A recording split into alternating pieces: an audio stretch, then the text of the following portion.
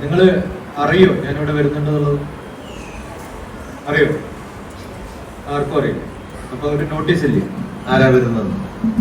None of you know. Correct? അറിയോ? എത്ര പേരുണ്ട് ഡോക്ടർ TPS ആരാണെന്ന് ഇന്റർനെറ്റിൽ പോയി തപ്പി നോക്കിയിട്ടുള്ളതാണ്? ആകെ ഒരാളേ ഉള്ളൂ. ഒന്നാമത് ടീച്ചർക്ക് എന്നെ അറിയില്ല എന്ന് പറയാൻ കാരണം സർ എന്ന് വിളിക്കുന്നതിനെ ടോട്ടലി എതിർക്കുന്ന ഒരാളാണ്. ബ്രിട്ടീഷുകാർ പോയിട്ട് എത്ര വർഷമായി?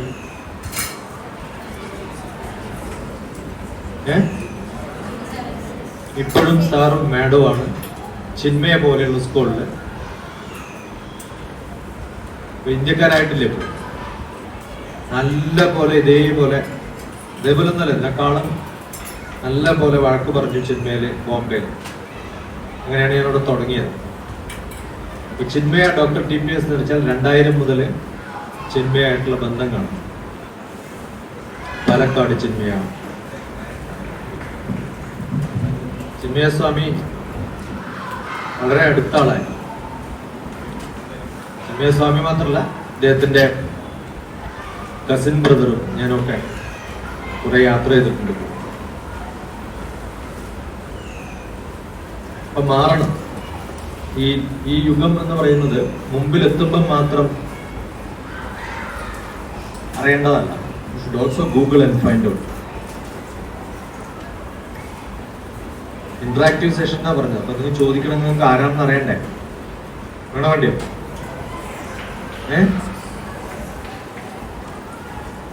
അപ്പൊ എന്തറിയാം? എന്തോ വായിച്ചു. ശിശിര ഇന്നലെ ഫുൾ എന്റെ കൂടെ ഉണ്ടായിരുന്നു. ശിശിര ഇന്നലെ എന്റെ കൂടെ ക്ലാസ്സിൽ അറ്റൻഡ് ചെയ്യേണ്ടെന്ന് നിങ്ങളോട് ആരോടൊന്നും പറഞ്ഞിരുന്നു? ഇന്നലെ അറ്റൻഡ് ചെയ്തൊരു വേറെ ആരെങ്കിലും ഉണ്ടായിരുന്നു? അതുകൊണ്ടാണ് കൈപൊക്കിയത്. ഡോക്ടർ TPS നോക്കിയെന്ന് പറയുന്നത്.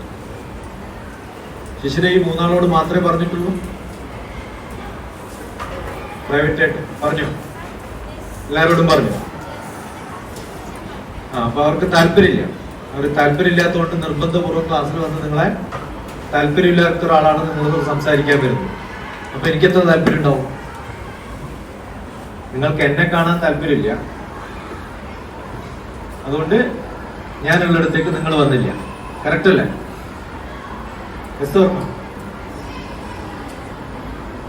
യെസ്. ഞാൻ ഇന്നലെ ഇവിടെ ഉണ്ടെന്നും ശിശിര പറഞ്ഞു നിങ്ങളുടെ അടുത്ത് ഇങ്ങനെ ഒരാൾ വരുന്നുണ്ട്, എന്നാ ഇദ്ദേഹം ആരാണെന്ന് നോക്കി താല്പര്യം ഉണ്ടെങ്കിൽ അങ്ങോട്ട് വരും. ഇന്നലെ വരാൻ പറ്റില്ല. കാരണം എന്താ? നിങ്ങൾ എത്ര പേര് ട്യൂഷന് കൊണ്ടുവന്ന് കൈവയ്ക്കും? ശരിക്കും പൊക്കെ അടുത്ത ആളെ നോക്കേണ്ട കാര്യം എന്താ? ഇയാൾ നോക്കുക, മറ്റേ ആൾ പോകുന്നുണ്ട്, പോകണ്ടെങ്കിൽ ഞാനും പോകുന്നുണ്ട്. ഏതാ അല്ലെ? ഗേൾസ് ഒന്ന് കൈവയ്ക്കുക. അപ്പൊ നോക്കേണ്ട കാര്യമില്ല അല്ലെ? ഞാൻ ഗേളാണോന്ന് അറിയാമോ? ഇയാളും ഗേളാണ്, ഞാനും അങ്ങനെ നോക്കാറില്ലല്ലോ. അപ്പൊ ബോയ്സ് കൈവയ്ക്കേ. അവൻ ബോയും അല്ല ഗേളും അല്ല, രണ്ടിലും കൈവക്കിയിട്ടില്ല. ഞാൻ ബോയ്സ് കൈവക്കാനാ പറഞ്ഞത്. ബോയ്സ് കൈവക്കാൻ പറയുമ്പോഴും ഗേൾസ് കൈവക്കാൻ പറയുമ്പോഴും കൈവക്കാത്ത ആളെ നമ്മൾ എന്താ പറയാ? അപ്പൊ ശ്രദ്ധിക്കുന്നില്ല. ഇതാണ് കുഴപ്പം. ശ്രദ്ധിച്ചിട്ടില്ല, സോറി എന്നല്ല പറയാ. അപ്പൊ ആർഗ്യൂ ചെയ്യാൻ തുടങ്ങും. അങ്ങനെയാണ് കണ്ടുപഠിച്ചിട്ടുള്ളത്, അങ്ങനെയാണ് കേട്ടുപഠിച്ചിട്ടുള്ളത്, അങ്ങനെയാണ് ഗൈഡ് ചെയ്യപ്പെട്ടിട്ടുള്ളത്. അതല്ല വേണ്ടത്. എനിക്ക് താല്പര്യമില്ല, ഇഷ്ടമല്ലാത്തൊരു കാര്യം പറഞ്ഞാൽ ഉടനെ എനിക്കത് ഇഷ്ടമല്ലായിരുന്നു, അതുകൊണ്ടാണ് ഞാൻ പറയുന്നുണ്ടാവുക കുറ്റം. അതെന്റെ അടുത്ത് പറ്റിയ അബദ്ധമാണ് അത് തോന്നൽ ആദ്യം ഉണ്ടാവും. ഞാൻ ചെയ്യേണ്ടതായിരുന്നു. ഓക്കെ, അപ്പോഴാണ് ബോധമുള്ളത്. അല്ലെങ്കിൽ ബോധമില്ലാത്ത അപ്പൊ ചോദിക്കും. എന്താ ചോദിക്കേണ്ടത്? ഇന്ററാക്റ്റീവ് സെഷൻ ആണ്, നിങ്ങൾക്കൊക്കെ അറിയാം. ശിശിരെ ഇപ്പൊ എന്നെ ഇൻട്രൊഡ്യൂസ് ചെയ്തു. ആ ഇൻട്രൊഡ്യൂസ് ചെയ്ത് ബൈഹാർട്ട് പഠിച്ചിട്ട് മോള് കഷ്ടപ്പെട്ടിട്ട് ബൈഹാർട്ടൊക്കെ പഠിച്ചിട്ടാ പറഞ്ഞു. ആണോ അല്ലയോ?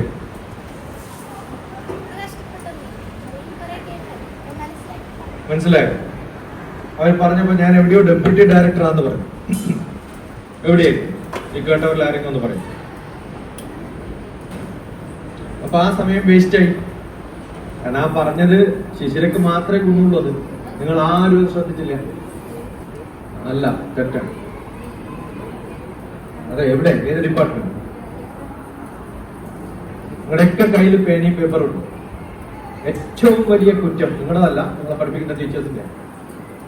ഒരു കാര്യം അറിയാൻ വേണ്ടിയല്ല എഴുതാം, അവരെഴുതാൻ പറയുമ്പോൾ നമ്മൾ എഴുതുന്നു. ഈ പേനയും പേപ്പറും എന്തിനു വേണ്ടിയിട്ടാണ്? ആ പറയുന്ന സമയത്തും ആ പറഞ്ഞ കാര്യങ്ങൾ എഴുതി വെച്ചിരുന്നെങ്കിൽ അല്ലേ?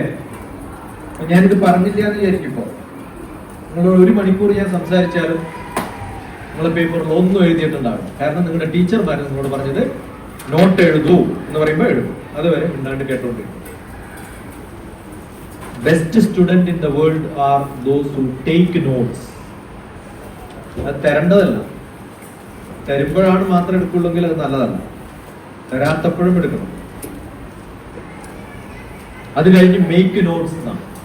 നിങ്ങളുടെ 3 കുട്ടികൾ ഇവിടുന്ന് അറ്റൻഡ് ചെയ്തു. 3 കുട്ടികളും ഇന്നലെ അറ്റൻഡ് ചെയ്തതിന്റെ ഒരു ജിസ്റ്റ് ഉണ്ടാക്കി എനിക്ക് അയച്ചിട്ടില്ല.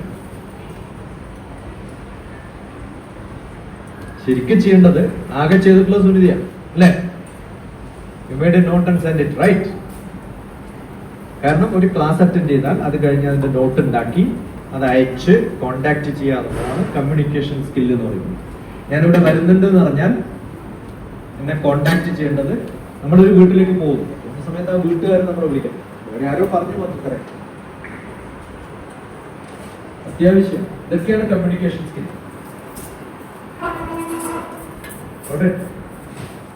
എത്ര സ്കൂൾസ് വേണ്ടി 10,000 കണക്കിന് എത്ര പിള്ളേരെ കണ്ടിട്ട്? മില്യൺസ്.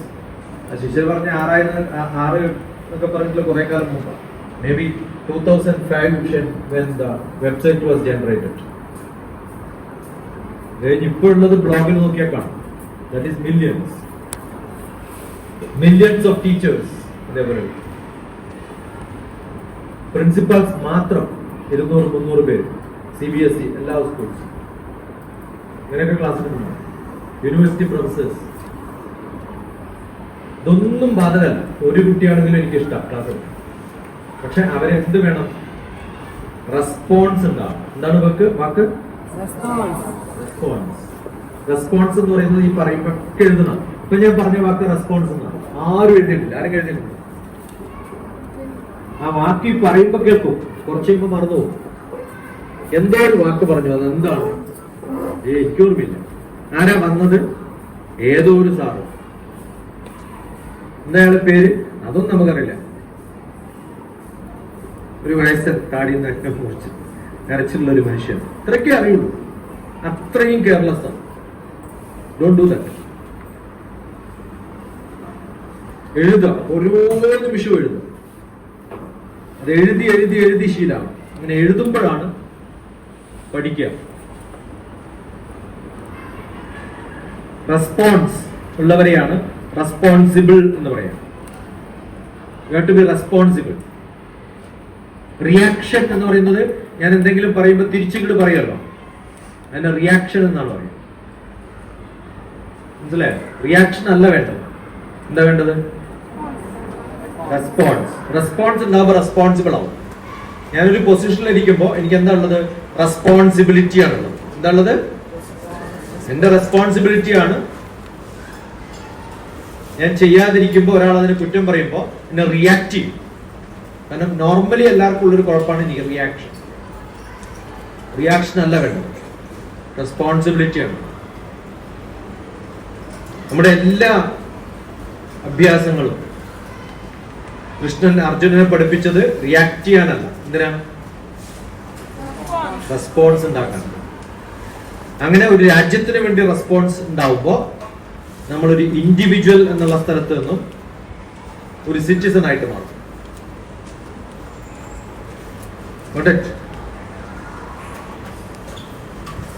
അപ്പൊ അതിനെന്ത് വേണം? ഞാൻ എന്താ ചെയ്യേണ്ടത് എന്ന് അന്വേഷിച്ചുകൊണ്ടിരിക്കണം. എന്തിനാ നിങ്ങൾ പഠിക്കണേ?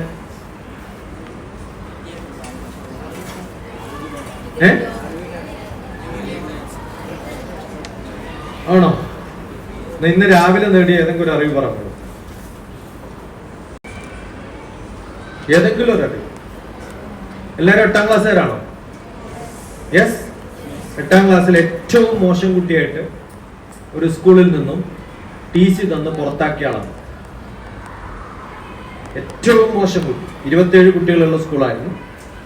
അതിൽ 27ാമത്തെ റാങ്ക് സ്ഥിരമായിട്ട് മേടിച്ചിട്ടുണ്ട്. അപ്പൊ അവസാനം പ്രിൻസിപ്പൾ എനിക്കൊരു കത്ത് തന്നു, get out of the school. അതേ സ്കൂളില് പ്രിൻസിപ്പൽമാരൊക്കെ മാറി 10-30 കൊല്ലം കഴിഞ്ഞപ്പോൾ അവിടെയുള്ള A+ കിട്ടിയ എല്ലാ കുട്ടികൾക്കും അവാർഡ് കൊടുക്കാൻ ചീഫ് ഗസ്റ്റ് ആയിട്ട് ഞാനാ പോയത്. അപ്പോഴാണ് ഞാൻ ആ പ്രിൻസിപ്പളോട് പറഞ്ഞത്, ഇപ്പൊ ഞാൻ ഇരിക്കുന്നതിന്റെ തൊട്ടപ്പുറത്തെ ക്ലാസ്, അത് കഴിഞ്ഞപ്പോൾ ആ ഹോളൊക്കെ മാറ്റിയത് വലിയ ഹോളാക്കി. അതിന്റെ അങ്ങേ അറ്റത്തെ ആ സൈഡിലായിരുന്നു എന്റെ ക്ലാസ്, അവിടെ നിന്നാണ് എന്നെ പുറത്താക്കിയത്. മനസ്സിലാണ്? നിങ്ങളിൽ എല്ലാവരെയും ഞാൻ കാണുന്നത്, എല്ലാ കുട്ടികളോടും പറയാറുള്ളതാണ്, 8ാം ക്ലാസ്സിലെ കുട്ടികളായിട്ടല്ല ഞാൻ കാണും. നാളെ ആവാൻ പോകുന്ന സയന്റിസ്റ്റ്, നാളെ ആവാൻ പോകുന്ന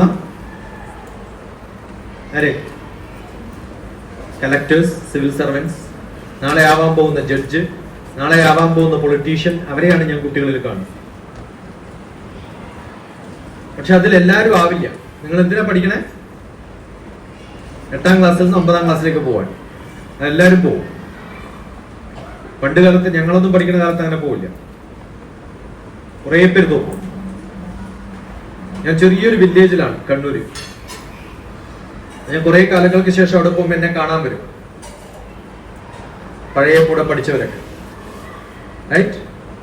നമ്മൾ കൂടെ പഠിച്ചതാണ്. എന്റെ ബ്രദർ എന്നെക്കാൾ 5 വയസ്സ് കൂടുതലാണ്. അയാളെ കാണുമ്പോഴും ഇതേ മനുഷ്യൻ പറയും, നമ്മൾ കൂടെ പഠിച്ചത്. അതെങ്ങനെ 5 വർഷം മൂത്ത എന്റെ ബ്രദറിന്റെ കൂടെയും എന്റെ കൂടെയും ഒരേയാൾ പഠിക്കാൻ? 8ാം ക്ലാസ് വരെ പഠിക്കുമ്പോഴത്തേക്കും 5 വർഷം തോക്കും. പണ്ട് അങ്ങനെയാണ്, ഇപ്പൊ അങ്ങനെയല്ല. ഇപ്പൊ എല്ലാരും പാസ്സാവും, ഇല്ലേ? നിങ്ങളുടെ ക്ലാസ്സിൽ എത്ര പേര് തോക്കും? 8ൽ നിന്ന് 9ലേക്ക്, 8th to 9th പ്രൊമോഷൻ കിട്ടാത്ത എത്ര പേരുണ്ടാവും? എല്ലാരും. 9ൽ നിന്ന് 10ലേക്ക് പോകും. 10ൽ നിന്ന് A+ ഒക്കെ കിട്ടുന്ന 470 സ്റ്റുഡൻസ്, എല്ലാവർക്കും A+ കിട്ടുന്ന സ്കൂളിലൊക്കെ ഞാൻ പോയിട്ടുണ്ട് അവാർഡ് കൊടുക്കാൻ. എല്ലാവർക്കും, ഒരാൾക്കും ഒഴിയാതെ A+ കിട്ടും എല്ലാ വിഷയവും. അങ്ങനെയൊക്കെ അവാർഡ് കൊടുക്കുന്ന സമയത്ത് ചിലപ്പോൾ കുട്ടികളോട് ചോദിക്കും, സർക്കിളിന്റെ സ്പെല്ലിംഗ് എന്താണ്? ഇംഗ്ലീഷിലും A+ ഉണ്ട്. അപ്പൊ SIRKLE എന്ന് പറയും. അപ്പൊ SIRKLE എന്ന് എഴുതിയാലും ഇംഗ്ലീഷിൽ എന്ത് കിട്ടും? A+ കിട്ടും. ഇപ്പൊ കുറെ പേര് SIRKLE എന്ന് എഴുതിയാൽ ടീച്ചർമാർക്കും സംശയം, ഇത് തന്നെയാണോ സ്പെല്ലിംഗ്? അപ്പൊ വിദ്യാഭ്യാസം എന്ന് പറയുന്നത്, അറിവ് എന്ന് പറയുന്നത് കിട്ടണമെങ്കിൽ എന്ത് വേണം? സർട്ടിഫിക്കറ്റും A+ ഒന്നുമല്ല. കുറേ A+ കൂട്ടിയിട്ട് IIT-ലൊക്കെ റിസർച്ച് ചെയ്ത് PhD ഒക്കെ ചെയ്യാൻ പോകുന്ന ആൾക്കാരൊക്കെ നമ്മുടെ സ്പേസ് ഡിപ്പാർട്ട്മെന്റിൽ വന്ന് ജോയിൻ ചെയ്ത് 2 ആഴ്ച കഴിയുമ്പോൾ ഞാൻ ഭ്രാന്താശുപത്രിയിലൊക്കെ എത്തിച്ചിട്ടുണ്ട്. ഒരു പണിയും ചെയ്യാൻ അറിയില്ല, കോൺസെൻട്രേഷൻ പോകും, അറിവില്ലാണ്ട് ബുദ്ധിമുട്ടും, ടെൻഷൻ അടിക്കും. നിനക്കുണ്ട് കുറെ പേര്. എക്സാമിനേഷന് ടെൻഷനുള്ളവർ എത്ര പേരുണ്ട് ഇവിടെ? ഇപ്പൊ ട്യൂഷന് പോകുന്നുണ്ട്, എക്സാമിനേഷന് ടെൻഷൻ ഉണ്ട്. അപ്പൊ ഞാൻ നിങ്ങളെ മാത്തമാറ്റിക്സ് പഠിപ്പിക്കാന്ന് വിചാരിക്കാം. എന്റെ സബ്ജക്ട് മാത്തമാറ്റിക്സ് ആണ്. Doctorate in mathematics. ഞാൻ ഇയാള് മാത്തമാറ്റിക്സ് പഠിപ്പിക്കാന്ന് വിചാരിക്കാം. അത് കഴിഞ്ഞ് ഇയാൾ വേറെ അടുത്ത് മാത്സ് പഠിക്കാൻ പോവാന്ന് വിചാരിക്കാം. എന്താ അർത്ഥം? ഞാൻ യൂസ്ലെസ് ആണെന്നല്ലേ? ആണോ അല്ലയോ? Tell me, correct or not? ഞാൻ ബ്രേക്ക്ഫാസ്റ്റ് തന്നു വീട്ടിൽ നിന്ന്, അത് കഴിഞ്ഞ് ഉടനെ നിങ്ങൾ ഹോട്ടലിൽ പോയിട്ട് പിന്നെയും ബ്രേക്ക്ഫാസ്റ്റ് കഴിക്കുകയാണ്. നിങ്ങളുടെ അമ്മ ഹാപ്പി ആവുമോ? ഞാനാണ് ഈ സ്കൂളിൽ മാത്തമാറ്റിക്സ് പഠിപ്പിക്കുന്ന ആളെന്ന് വിചാരിക്കാം. ഓക്കെ, എന്റെ കുട്ടികൾ മാത്സ് ട്യൂഷന് പോവാന്ന് വിചാരിക്കും. ഒന്നുകിൽ ഞാൻ സ്കൂൾ വിട്ടു പോകും, അല്ലെങ്കിൽ എന്ത് ചെയ്യും? നിങ്ങളെയൊക്കെ പുറത്താക്കും. കാരണം ഞാൻ പഠിപ്പിക്കുന്നത് കൊള്ളില്ല എന്നല്ലേ അർത്ഥം. നിങ്ങൾ പിന്നെ എന്തിനാ അവിടെ പോണേ? ഏറ്റവും വലിയ ശാപം ഇന്ത്യയുടേത് ട്യൂഷനാണ്. അത് ആദ്യം തിരിച്ചറിഞ്ഞത് കൗടില്യനാണ്. അർത്ഥശാസ്ത്രം എഴുതിയ, കേട്ടിട്ടുണ്ടോ? ആരാ കൗടില്യൻ? ചാണക്യൻ. അദ്ദേഹത്തിന്റെ വില്ലേജ് വിട്ടുപോയത് എവിടുന്ന് എവിടത്തേക്കാ പോയതെന്നൊക്കെ നിങ്ങൾ സോഷ്യൽ സ്റ്റഡീസ് പഠിച്ചിട്ടുണ്ടാവും. ഉണ്ടോ? അതും പഠിച്ചിട്ടില്ല. വേണം പഠിക്കാം. എന്നിട്ട് വഴിയിൽ പോകുന്ന ഒരു കുട്ടിയെ പിക്കപ്പ് ചെയ്തിട്ട് ഒരു ചക്രവർത്തിയാക്കി മാറ്റിയതാണ്. അതെന്താ കാരണം എന്ന് അന്വേഷിച്ചിട്ടുണ്ടോ? അയാൾ വിട്ടുപോകാനും വേറെ സ്റ്റുഡൻസ് ഒന്നും ഇല്ലാതെ ഒരു സ്റ്റുഡന്റ് മാത്രം കയ്യിൽ കിട്ടാനും എന്താ കാരണം? ആ സ്റ്റുഡന്റിനെ പഠിപ്പിക്കാൻ വേണ്ടി അർത്ഥശാസ്ത്രം എന്ന അദ്ദേഹം എഴുതിയ പുസ്തകം വിറ്റ ആളാണ്. അതൊക്കെ അതേ അറിയോ? നോക്കി പഠിക്കും. ഇതൊക്കെ ഇപ്പൊ എഴുതിയാലേ ഗൂഗിൾ ചെയ്യാൻ പറ്റുള്ളൂ. ചാണക്യൻ എന്ന് പറഞ്ഞിട്ട് നല്ലൊരു സീരീസ് വന്നിട്ടുണ്ട് പണ്ട് ദൂരദർശനില്. ഞാനത് സ്ഥിരമായിട്ട് കേട്ടിട്ടാണ് എന്റെ കുറച്ച് ഹിന്ദിയൊക്കെ പോളിഷ് ചെയ്തത്. അസൽ ഹിന്ദിയാണ്, ബ്യൂട്ടിഫുൾ ഹിന്ദി. അറിവ് നേടണമെങ്കിൽ എന്ത് ചെയ്യണം? ചോദ്യം ഉണ്ടാവണം. ഇത് ഞാൻ ക്ലാസ്സിൽ പഠിച്ചതല്ല, നമുക്ക് തോന്നുന്ന കുറെ ചോദ്യങ്ങൾ ഇങ്ങനെ ചോദിച്ചു മാറിയിട്ടുണ്ട്. നിങ്ങൾ ട്യൂഷന് പോകണം, എല്ലാരും പോകണം. പക്ഷെ ട്യൂഷന് പോകുമ്പോ കുറെ ചോദ്യങ്ങൾ ചോദിക്കാൻ പറ്റും. ക്ലാസ് ടെക്സ്റ്റ് ബുക്കാണ് വേദം. എന്താണ് വേദം? ഉപനിഷത്തുകളാണ് ട്യൂഷൻ. ഉപനിഷത്ത് എന്നാണ്. ഉപനിഷത്ത് എന്ന് പറഞ്ഞാൽ എന്താ? അടുത്തിരിക്കുകയാണ്. അപ്പൊ മാഷോട് ഓരോ ചോദ്യങ്ങൾ ചോദിച്ചിട്ട് മനസ്സിലാക്കിയിട്ട്, അതുകൊണ്ടാണ് ഉപനിഷത്തുകളൊക്കെ ചോദ്യോത്തരങ്ങളാണ്. അത് ഗുരുക്കന്മാർ എഴുതിയതല്ല, ശിഷ്യന്മാർ എഴുതുന്ന നോട്ടാണ് ഉപനിഷത്തുകൾ. ഓക്കെ? അതുകൊണ്ട് വ്യാസനല്ല ഉപനിഷത്ത് എഴുതിയത്. ആരാ എഴുതിയത്? ശിഷ്യന്മാർ. ഇപ്പൊ കുറേ ആൾക്കാർ എഴുതിയിട്ടുണ്ട്. അപ്പൊ നിങ്ങളൊക്കെ എന്തെഴുതണം? ഉപനിഷത്ത് എഴുതണം. എന്തിന്റെ? മാത്തമാറ്റിക്സിന്റെ, കെമിസ്ട്രിയുടെ, ഫിസിക്സിന്റെ ഒക്കെ ഉപനിഷത്ത് എഴുതണം. അതെങ്ങനെ എഴുതാം? കുറേ ചോദ്യങ്ങൾ ചോദിക്കുക. എന്നിട്ട് ഏതൊക്കെ ട്യൂഷൻ സെന്ററിൽ നിന്നോ ക്ലാസ്സിൽ നിന്നോ നിങ്ങൾക്ക് ചോദ്യങ്ങൾക്ക് ഉത്തരം കിട്ടുമോ അതൊക്കെ നോട്ട് ചെയ്ത് വെച്ചാൽ ചോദ്യവും ഉത്തരവും ചോദ്യോത്തരം അങ്ങനെ എഴുതുന്നതിനെയാണ് ഉപനിഷത്ത്. ചോദ്യോത്തരങ്ങളാണ്. അപ്പൊ നിങ്ങൾക്ക് ക്ലാസ്സിൽ കുറെ ക്ലാസ്സുകൾ കിട്ടുന്നുണ്ട്. ഒരു ഗസ്റ്റ് വരുമ്പോ അദ്ദേഹത്തിന്റെ ഇൻട്രൊഡക്ഷൻ തരുമ്പോ ഞാൻ ശ്രദ്ധിക്കായിരുന്നു നിങ്ങളുടെയൊക്കെ മുഖം. ആരോ എന്തോ പറയേണ്ടത്, എനിക്കെന്താ കാര്യം? ഒരാളും നോട്ട് ചെയ്ത് വെച്ചിട്ടില്ല. അതുകൊണ്ട് ഡിപ്പാർട്ട്മെന്റ് അറിയില്ല. ഞാൻ എവിടുന്ന് റിട്ടയർഡ് ആയത് പറഞ്ഞു, വലിയ കാര്യമായിട്ട് പറഞ്ഞില്ല. നിങ്ങൾ അറിഞ്ഞില്ല, ശ്രദ്ധിച്ചില്ല.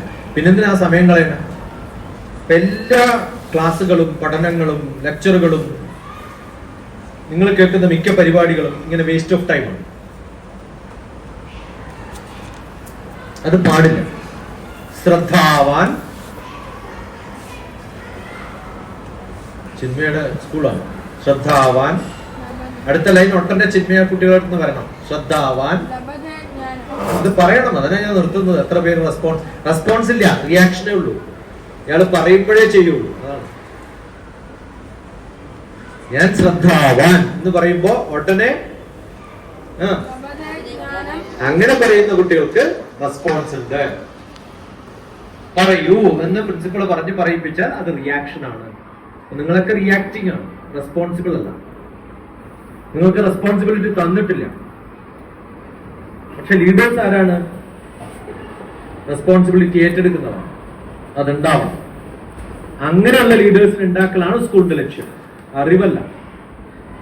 അറിവ് എപ്പോഴാണ് ഉണ്ടാവുക? ഇന്നലെയും പറഞ്ഞപ്പോ ഞാൻ ശിശിരയും ബാക്കി 2-3 പേരൊക്കെ ഉണ്ടായിരുന്നപ്പോ ഞാൻ പറഞ്ഞാണ് അറിവും ബുദ്ധിയും വ്യത്യാസം. കുറേ ബുദ്ധിയുള്ള കുട്ടികളാണ് നിങ്ങള്, പക്ഷെ നിങ്ങൾക്ക് അറിവ് കുറവാണ്. ബുദ്ധി ഉണ്ടായിട്ട് കാര്യമില്ല. അറിവ് വേണമെങ്കിൽ ഡാറ്റ സെർച്ച് ചെയ്യണം. എവിടെയാ അറിവുള്ളത്? ലോകത്തിലെ ഏറ്റവും നല്ല ടീച്ചർ ആരാണ്?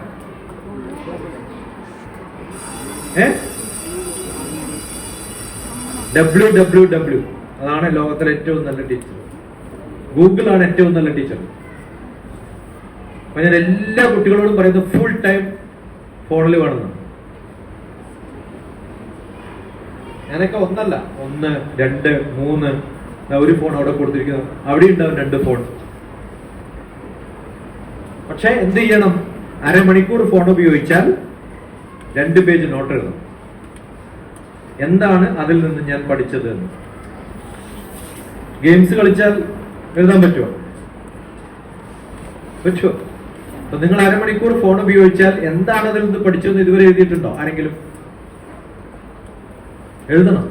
അങ്ങനെ എഴുതുമ്പോഴാണ് അറിവുണ്ടാവും. അപ്പൊ അറിവുണ്ടാവണമെങ്കിൽ എന്റെ ക്ലാസ് എടുത്തിട്ടില്ല, ഗൂഗിൾ ചെയ്യാം. അപ്പൊ ഞാൻ അറിവല്ല തരുന്നത്, അറിവ് നേടാനുള്ള മാർഗം പറഞ്ഞു തരാം. ഞാൻ 2 കാര്യങ്ങളാണ് പഠിപ്പിക്കുക. എല്ലാ സ്കൂൾസിലും എല്ലാ ടീച്ചേഴ്സിനെയും ഞാൻ പഠിപ്പിക്കുന്നത്. ഞാൻ 2 ഡിപ്പാർട്ട്മെന്റിലാണ്, L&T എന്നാണ്. എന്താ L&T? കേട്ടോ? L&T, learning and teaching. എന്താ എന്റെ ഡിപ്പാർട്ട്മെന്റ്? പണ്ടത്തെ ഡിപ്പാർട്ട്മെന്റ് ഒക്കെ പോട്ടെ, ഞാൻ സ്പേസിലായിരുന്നു, അത് കഴിഞ്ഞ് പ്രൈം മിനിസ്റ്റേഴ്സ് ഓഫീസിലായിരുന്നു. അതൊന്നുമല്ല ബാധകം. ഇപ്പൊ ഞാൻ ചെയ്യുന്ന 2 കാര്യങ്ങളാണ്, L-ഉം T-യും, ലേണിംഗ് ആൻഡ് ടീച്ചിങ്. എല്ലാ ദിവസവും പഠിപ്പിക്കുന്നതിനേക്കാളും കൂടുതൽ സമയം ഞാൻ പഠിക്കാനാണ് ഉപയോഗിക്കുന്നത്. So I M A learner. ഓരോ ദിവസവും പഠിക്കും. അത് കുറെ ചോദ്യങ്ങൾ വരുമ്പോഴാണ് ഞാൻ പഠിക്കുക. അപ്പൊ എല്ലാവരും എന്ത് ചെയ്യണം? നിങ്ങളുടെ ടെക്സ്റ്റ് ബുക്ക് എപ്പോ വായിക്കണം? നിങ്ങളുടെ ഏറ്റവും വലിയ പ്രോബ്ലം ഞാൻ പറയട്ടെ, ഇതുവരെ എല്ലായിടത്തും പോയിട്ടുള്ളതാണ്, അവിടെയൊക്കെയുള്ള പ്രോബ്ലം ഒരു പ്രോബ്ലമാണ്, ശ്രദ്ധയില്ല എന്നുള്ളത്. ക്ലാസ്സിൽ പൂർണ്ണമായിട്ടും 100% ശ്രദ്ധിക്കുന്നവർ എത്ര പേരുണ്ട്? 100% എല്ലാ ക്ലാസ്സുകളിലും പൂർണ്ണ ശ്രദ്ധയോടുകൂടി ഇങ്ങനെ ഇരുന്നിട്ട് എന്ത് രസമാണ് ക്ലാസ്. ആ മാത്സ് ക്ലാസ് ഇങ്ങനെ ത്രില്ലടിച്ചിരുന്നു പറഞ്ഞ എത്ര പേരുണ്ട്? ഉണ്ടോ? ആ ഫിസിക്സ് ക്ലാസ് കേട്ടപ്പോഴേ തരിച്ചിരുന്നു പോയി എന്നൊക്കെ ആരെങ്കിലും പറഞ്ഞിട്ടുണ്ടോ ഇതുവരെ? സിനിമയൊക്കെ കണ്ടാ പറയും അല്ലേ, എന്താ സിനിമ, ഇജാതി ജാതകർക്ക് എന്ത് സിനിമയാണ്. നമ്മൾ ഇജാതി ജാതകം കണ്ട് എന്ത് നല്ല സിനിമയാണ്. ഓരോ ഡയലോഗ് ഓർമ്മ വരും, വരില്ലേ? ഓർമ്മ. തലവേദന ഉണ്ടാവോ സിനിമ കാണുമ്പോ? വയറുവേദന ഉണ്ടാവോ? കാലുവേദന, കൈവേദന? ക്ലാസ്സിലിരിക്കുമ്പോഴോ? നിങ്ങളൊക്കെ ഏത് ടീച്ചർമാരെ പഠിപ്പിക്കുന്നത്? അവരൊക്കെ കിളികളും പക്ഷികളും ഒക്കെയാണ്. കാരണം ഞാൻ എല്ലാ ചോദ്യത്തിലും, നിങ്ങളൊക്കെ നമ്മുടെ അടുത്ത് ഇന്റർവ്യൂവിന് വരണം. ചില മലയാളി കുട്ടികളാണ് പ്രത്യേകിച്ച്, ബാക്കി ഭാഷയൊന്നും കുഴപ്പമില്ല. നമ്മുടെ ഇന്റർവ്യൂവിന് വരുന്ന സമയത്ത് എന്തെങ്കിലും ചോദിച്ചാൽ എല്ലാത്തിനും കിസ്സാണ് ഉത്തരം. ഇത് എന്ത് വർഗങ്ങളാണ്, ഇതെന്ത് മൃഗാണ്, ഇതെന്ത് പക്ഷികളാണ്? യെസ് ഓർ നോ എന്ന് പറയാൻ പോലും നിങ്ങൾ പഠിച്ചിട്ടില്ല. കോൺസെൻട്രേഷൻ ഉണ്ടാവോ ക്ലാസ്സില്? യെസ് ഓർ നോ വാ തുറന്ന് പറയുക. ഇങ്ങനെ ചോദ്യങ്ങളൊന്നും സ്കൂളിൽ നിങ്ങളുടെ ക്ലാസ്സിൽ ഉണ്ടാവില്ല. കുറെ ബ്ല ബ്ല ബ്ല പറഞ്ഞിങ്ങോട്ട് പോവോ? ഇങ്ങനെ ഒരു ഇന്ററാക്ഷൻ ഉണ്ടാവാറുണ്ടോ? ചോദ്യങ്ങൾ ചോദിക്കാറുണ്ടോ? അപ്പോഴൊക്കെ എന്നാ പറയുന്നത്? ഞങ്ങളൊന്നും അപ്പോയിന്റ്മെന്റ് കൊടുക്കില്ല, ഡിസപ്പോയിന്റ്മെന്റ് കൊടുക്കുക. ഇനി നല്ല ക്വിസിനെങ്ങാണ്ട് അപ്പോയിന്റ്മെന്റ് കൊടുത്താൽ കുടുങ്ങി ജീവിതം. Don't speak like a human being. You are a human being, right? Louder. Yes. Yes. LKG ഇപ്പോഴും പാസ്സായിട്ടില്ല, 8ാം ക്ലാസ്സിൽ. Yes. അതാണ് വേണ്ടത്. 2 കൊല്ലം പോലീസായിരുന്നു, പ്രൈം മിനിസ്റ്റർ ഓഫീസിൽ deputy director of director general of security, DGS എന്നാണ്. എന്താണ്? Director general of security.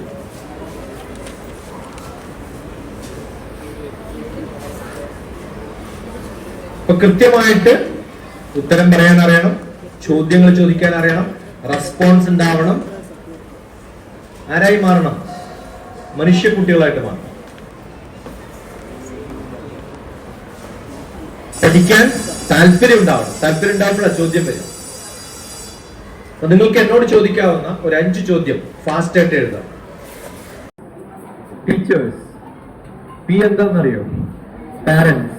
S student. ഇപ്പൊ ബോംബെ ചെന്നൈയിൽ പോയ സമയത്ത് ടീച്ചേഴ്സ്, പാരന്റ്സ്, സ്റ്റുഡൻസ് എല്ലാവരും സംസാരിക്കും. ഏത് ക്ലാസ്സിലാണ് പഠിപ്പിച്ചത്? 9, 10, 11, 12. ഏത് വിഷയം പഠിപ്പിച്ചത്? Maths, physics, chemistry, biology, Hindi, എല്ലാ വിഷയം.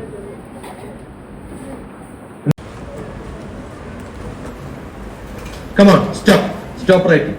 5 വേണമെന്നില്ല, ഒരു ചോദ്യാലും മതി. ചോദിക്കുമെന്ന് പറയുമ്പോൾ അടുത്ത ആള് പോകും. അവനൊരു ചോദ്യമില്ല. Ask fast. Stand up and ask. Most important. അത് കേട്ടു. A person. Integrity. എന്താ ഇന്റഗ്രിറ്റി എന്ന് പറഞ്ഞാൽ?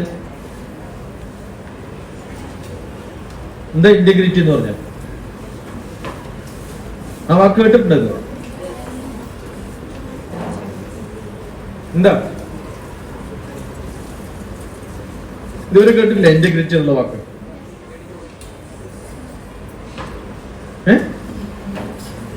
പറയൂ, ഇന്റഗ്രിറ്റി എന്നുള്ള വാക്കിന്റെ അർത്ഥം എന്താ? ആരൊക്കെയാണ് ഇപ്പൊ ഇത് എഴുതിയിട്ടുള്ളത് ഇന്റഗ്രിറ്റി എന്നുള്ളത്? അതെ, എന്താ അർത്ഥം? അറിയുന്നത് പറയും, കുഴപ്പമില്ല.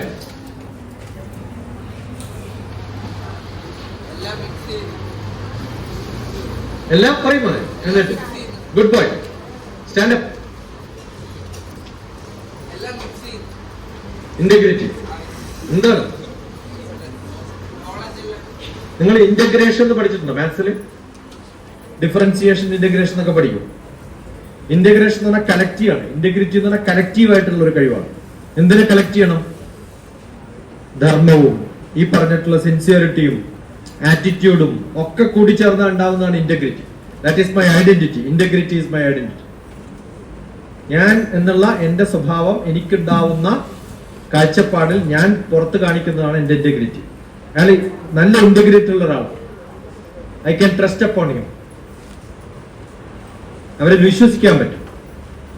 അതുണ്ടാവണമെങ്കിൽ എനിക്ക് എന്തുണ്ടാവണം? കുറേ ക്വാളിറ്റീസ് ഉണ്ടാവണം. അപ്പൊ എന്ന് പറഞ്ഞ സമയത്ത് ഏതെങ്കിലും ഒന്ന് പറഞ്ഞാൽ കുറഞ്ഞു പോകും.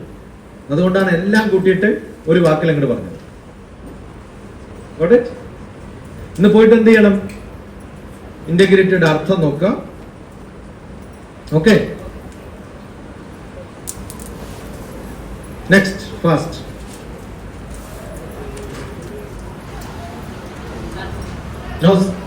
കൈക്കിനെ വെക്ക്, എന്നിട്ട് കുറച്ച് പിന്നോട്ട് എടുക്കും, ഫാസ്റ്റ് ആയിട്ട് അടുപ്പിക്കും.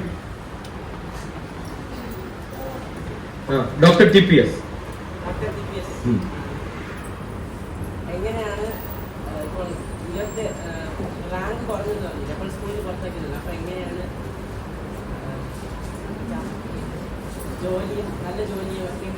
ഒരു കൊല്ലം പുറത്താക്കിയത് കൊണ്ടോ 10ാം ക്ലാസ്സില് കഷ്ടി പാസ്സായി രക്ഷപ്പെട്ടു പോവില്ല എന്ന് ഉറപ്പായി.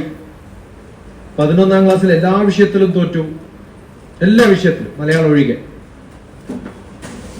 എല്ലാ വിഷയത്തിലും തോറ്റു. 12ാം ക്ലാസ്സിൽ കഷ്ടി പാസ്സായി. പിന്നെ അപ്പോ എവിടെയും അഡ്മിഷൻ കിട്ടാതെ എന്റെ ക്ലാസ്സിൽ എല്ലാ കുട്ടികളും നല്ല കോളേജിൽ പോകുന്നു. എനിക്ക് അവിടെ കിട്ടിയില്ല. അവിടുന്ന് കുറേ ദൂരെയുള്ള ഒരു കോളേജിൽ വേറെ എനിക്ക് ഇഷ്ടമല്ലാത്തൊരു കോഴ്സ് ചേരേണ്ടി വന്നു. പിന്നെ ചാടി പിടിച്ച് കടന്ന് അതേ കോളേജിലേക്ക് തന്നെ വന്നു. മാത്തമാറ്റിക്സ് BSc പഠിച്ചു. അപ്പോഴത്തേക്കും ഒരു വർഷം അപ്പോഴും നഷ്ടപ്പെട്ടു. ഞാൻ BSc എന്ന് പറയുന്ന ഗ്രാജുവേഷന് 3 കോളേജിലാണ് പഠിച്ചത്. ഒന്നൊന്ന് ചാടി, മറ്റെടുത്ത് ചാടി, മറ്റെടുത്ത് ചാടിയിട്ടൊക്കെയാണ്. അങ്ങനെ അവസാനം എനിക്ക് ആവശ്യമുള്ളിടത്ത് എത്തിയപ്പോൾ ഞാൻ തീരുമാനിച്ചു ഇനി പഠിക്കുന്നു. അങ്ങനെ യൂണിവേഴ്സിറ്റിയിൽ 5ാമത്തെ റാങ്ക്, MScക്ക് 2nd റാങ്ക്, MPhilന് 1st rank, PhD I finished in 3 years. അപ്പൊ പിന്നെ പഠിക്കാൻ തീരുമാനിച്ചു. അതുകൊണ്ട് ചെറുപ്പത്തിൽ നല്ലപോലെ പഠിച്ചില്ലെങ്കിൽ ഇപ്പൊ ബുദ്ധിമുട്ടാണ്. നല്ല സ്കൂളിലൊന്നും അഡ്മിഷൻ കിട്ടില്ല. അന്ന് മാത്സ് പഠിക്കണ്ടെന്ന് പറഞ്ഞാണ്. എന്റെ ബ്രദർ പ്രൊഫസറായിരുന്നു, same college. You cannot study maths പഠിക്കാൻ പറ്റില്ല. അപ്പൊ ഞാൻ അന്ന് ചേട്ടനോട് പറഞ്ഞതാ, ഞാൻ മാത്സിൽ PhD എടുക്കുന്നു. അപ്പൊ ചാലഞ്ച് ചെയ്തിട്ടാണ് പഠിച്ചത്. അപ്പൊ നമുക്ക് എന്ത് കഴിവുണ്ടാവണം? വാശി ഉണ്ടാവും. എന്തിനാ വാശി വേണ്ടത്? എന്നെ ആരെങ്കിലും മോശം എന്ന് പറഞ്ഞാൽ പറഞ്ഞോട്ടെ, എനിക്കെന്താ കുഴപ്പം? അവര് മാറ്റി പറയിപ്പിക്കാനുള്ള കഴിവുണ്ടാവണം. അങ്ങനെ ഉണ്ടായോ?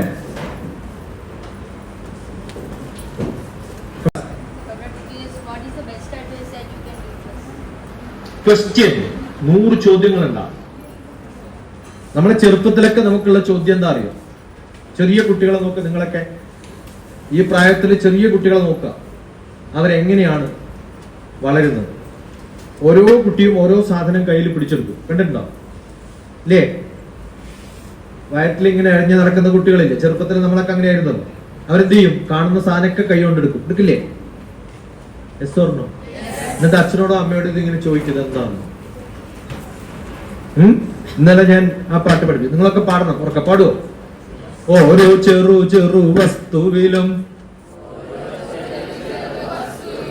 വിരൽ തൊട്ട് തൊട്ടങ്ങ് ചോദിക്കൂ, എങ്ങനെ ഇത് കിട്ടി നിങ്ങൾക്ക്? ആ സ്വഭാവം ഉണ്ടായാൽ പഠിക്കാം. ഇതിപ്പോ കണ്ടു, ഇതെന്താ സാധനം? ഇതെന്തിനാ ഉണ്ടാക്കിയിരിക്കണേ? സ്റ്റീലിന്റെ കോമ്പൗണ്ട്സ് എന്താണ്? അതാണ് കെമിസ്ട്രി. Yes or no? ഇങ്ങനെ പഠിക്കുക. ഓരോ സാധനങ്ങളും കാണുമ്പോൾ കുറെ ക്വസ്റ്റ്യൻസ് ചോദിക്കുക. അങ്ങനെ പഠിച്ചു കഴിഞ്ഞാൽ, എന്റെ കൂടെ പഠിച്ച +1 +2 പഠിച്ച രമേശ് പയ്യന്നൂർ എന്ന് പറയുന്ന ഏഷ്യാനെറ്റിലെ അവതാരകല്ല ഡയറക്ടറായിരുന്നു, പ്രൊഡ്യൂസറായിരുന്നു. അയാൾ ഒരു ദിവസം ഷാർജയിൽ നിന്നും ദുബായിക്ക് വണ്ടി ഓടിച്ചു പോകുമ്പോൾ നല്ല ബ്യൂട്ടിഫുൾ സ്കൈ. എന്ത് കളറാ ബ്യൂട്ടിഫുൾ സ്കൈക്ക് ഉണ്ടാവുമോ? ബ്ലൂ ആണ് ബ്യൂട്ടിഫുൾ. ഓറഞ്ച് റെഡിഷ് ഒക്കെ ഉണ്ടാവുമല്ലോ. നല്ല പടം എടുത്തിട്ട് അയച്ചു പറഞ്ഞു, ദുബായ് ഈസ് ബ്യൂട്ടിഫുൾ. ഉടനെ ഞാൻ താഴത്തേത്, ദുബായ് ഈസ് പൊല്യൂട്ടഡ്. എപ്പോഴാ ബ്ലൂ ഉണ്ടാവുക? Early morning. നല്ല വില്ലേജിലൊക്കെ പോയി നോക്കിയാൽ ബ്ലൂ ആയി. ഉച്ചക്ക് നോക്കിയാൽ വൈറ്റ് ആണ്. എന്താ? പ്രകാശത്തിന്റെ വെളിച്ചത്തിന്റെ യഥാർത്ഥ ലൈറ്റ് വൈറ്റ് ആണ് കളർ, റൈറ്റ്? അപ്പോ എർത്തിൽ നിന്നും നേരെ മുകളിലേക്ക് അറ്റ്മോസ്ഫിയറിൽ 140 കിലോമീറ്റർ ഉണ്ട്. 140 കിലോമീറ്റർ മാത്രം ലൈറ്റ് വന്നാൽ വൈറ്റ് ആയിട്ട് കാണും. ഭൂമി ഉരുണ്ടതാണ്, നമ്മളിവിടെ നിന്നിട്ടാണ് നോക്കുന്നത്. അപ്പൊ 6000 കിലോമീറ്റർ അറ്റ്മോസ്ഫിയർ കടന്നിട്ടാണ് സൂര്യരശ്മി വരുന്നത്. അപ്പോഴത്തേക്കും ബ്ലൂ ആയി മാറും. അതിനിടയിൽ കുറെ പൊല്യൂഷൻ ഉണ്ടായാൽ എന്ത് പറ്റും? വയലറ്റ്, ബ്ലൂ, ഇൻഡിഗോ ഒക്കെ പോയിട്ട് റെഡ് മാത്രം കിട്ടും. വിബ്ജിയോറിൽ 6 മാത്രം കിട്ടും. ഓറഞ്ച് കിട്ടുന്നത് കുറച്ച് പൊല്യൂഷൻ കുറവാണ്. റെഡ് ആണെങ്കിൽ ഫുൾ പൊല്യൂഷൻ. മനസ്സിലാവുണ്ടോ? ഞാനും രമേഷും കൂടെ ഫിസിക്സ് പഠിച്ചതാണ്. പക്ഷെ രമേഷ് ഫിസിക്സ് മാറുന്നു, ഞാൻ മറന്നിട്ടില്ല. മനസ്സിലായോ? അപ്പൊ നമ്മുടെ ചുറ്റും കാണുന്ന സംഭവങ്ങളൊക്കെയാണ് ഫിസിക്സിൽ പഠിക്കുക. ഓരോ ടെക്സ്റ്റ് ബുക്കിലും കാണുന്ന ഓരോ വിഷയങ്ങളും പുറത്ത് കാണാൻ സാധിക്കുമ്പോഴാണ് ഈ പറഞ്ഞ അറിവുണ്ടാവും. അതല്ലെങ്കിൽ എക്സാമിനേഷൻ എഴുതാനുള്ള മാർക്ക് കിട്ടാനുള്ള മാർഗമാവും. അപ്പൊ എന്ത് ചെയ്യണം?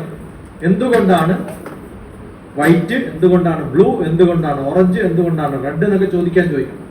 0.04 to 0.07 മൈക്രോമീറ്റർ ആണ് വേവ് ലെങ്ത്. ഇതൊക്കെ ഇങ്ങനെ പിടിച്ചിരിക്കുക. ഇതൊന്നും നമുക്ക് ബാധകമല്ലല്ലോ. ആ സ്വഭാവമില്ല. നിങ്ങൾ ഓരോരാളും പറഞ്ഞു പഠിപ്പിച്ചിട്ടില്ല. എഴുതണം എന്നുള്ളത് പറഞ്ഞാൽ പഠിക്കണമെങ്കിൽ നല്ല അറിവുള്ളവരെ പഠിപ്പിക്കണം. 0.4 to 0.7 മൈക്രോമീറ്റർ വരുമ്പോ ആ വേവ് ലെങ്ത്തിൽ നമ്മൾ ഡിഫറെന്റ് കളേഴ്സ് കിട്ടുമ്പോ ആ കളറ്, ആ അറിവാണ് അറിവ്. അപ്പൊ കുറെ ചോദ്യങ്ങൾ ചോദിച്ച് കുറെ സംഭവങ്ങൾ നോക്കി അത് ചെറുപ്പത്തിൽ നമുക്ക് ഉണ്ടായിരുന്നു. പക്ഷെ എല്ലാ സ്കൂൾസിലും നിങ്ങളൊക്കെ തുടങ്ങിയത് ഏത് ക്ലാസ്സിലാണ്? നഴ്സറി, LKG, UKG അല്ലേ? അവിടെ ഏറ്റവും കൂടുതൽ ടീച്ചർമാർ ഉപയോഗിക്കുന്ന വാക്ക് ഏതാണെന്നറിയോ?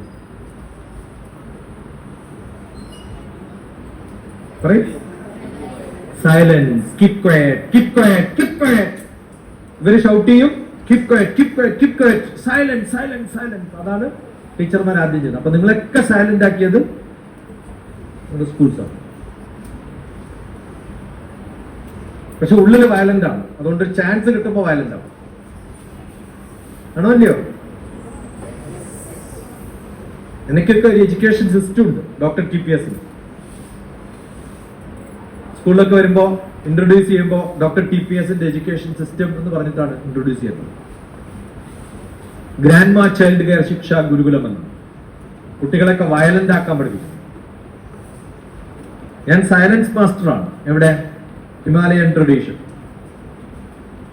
അത് പഠിപ്പിക്കേണ്ടത് വയലന്റ് ആയിട്ടുള്ളവരെ സൈലന്റ് ആക്കണം, സൈലന്റ് ആയിട്ടുള്ളവരെ വയലന്റ് ആക്കണം. പക്ഷെ വയലന്റ് ആയിട്ടുള്ളവരാണ് പഠിക്കുക. സൈലന്റ് ആയിരുന്നു പഠിക്കാൻ പറ്റില്ല. ചോദ്യം ചോദിക്കാൻ പറ്റണ്ടേ? അല്ലേ? കുറേ ചോദ്യം ചോദിക്കും.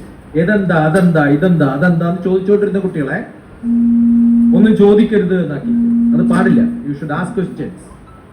Keep asking questions. ഓക്കെ? കുറേ ചോദ്യം ചോദിക്കും. വേഗം. What is the best aim in our life? What is the best Aim in our life. Aim. എന്റെ അമ്മ എന്നോട് പറഞ്ഞിട്ടുള്ളത് നല്ല പുത്രനാവണമെന്നാണ്. എന്താണ്? നല്ല മോനാവണം. ഇപ്പൊ എന്റെ അമ്മ ഇന്ന് ജീവിച്ചിരിപ്പില്ല. ഉണ്ടെങ്കിൽ അഭിമാനിച്ച്. എന്താ കാരണം? പല സ്ഥലത്തും പോയി ക്ലാസ് എടുക്കണം, ഇല്ലേ? തളിപ്പറമ്പിലൊക്കെ പോയിട്ട് ഞാൻ പ്രഭാഷണം നടത്തുമ്പോ അമ്മയുടെ സിസ്റ്റർമാരും അമ്മയെക്കാളും പ്രായമുള്ള അന്ന് കൂടെ ഉണ്ടായിരുന്ന അവരൊക്കെ എന്റെ ക്ലാസ്സിൽ അറ്റൻഡ് ചെയ്യും. അപ്പൊ അവരൊക്കെ കേൾക്കുമ്പോൾ എന്ത് പറയും? എന്റെ അമ്മയും അങ്ങനെ കേട്ടിരുന്നെങ്കിലോ, അല്ലേ? അപ്പൊ ഏറ്റവും നല്ല എയിം എന്താവണം? അമ്മ നല്ല മകനാണെന്ന് പറയുന്ന തരത്തിൽ മാറണം. ഓക്കെ? അപ്പൊ അമ്മ നിങ്ങൾക്ക് മാർക്ക് തരാന്ന് വിചാരിക്കാം. അപ്പൊ നിങ്ങൾക്ക് ഒരു എക്സർസൈസ് തരാം. തരട്ടെ? യെസ്, ചെയ്യോ? ഓക്കെ. നിങ്ങൾക്ക് ഏറ്റവും ഇഷ്ടപ്പെട്ട 5 വ്യക്തികളുടെ പേരുകൾ. അച്ഛൻ, അമ്മ, പിന്നെ ആരായിരിക്കും? ആരെങ്കിലും എഴുതാം.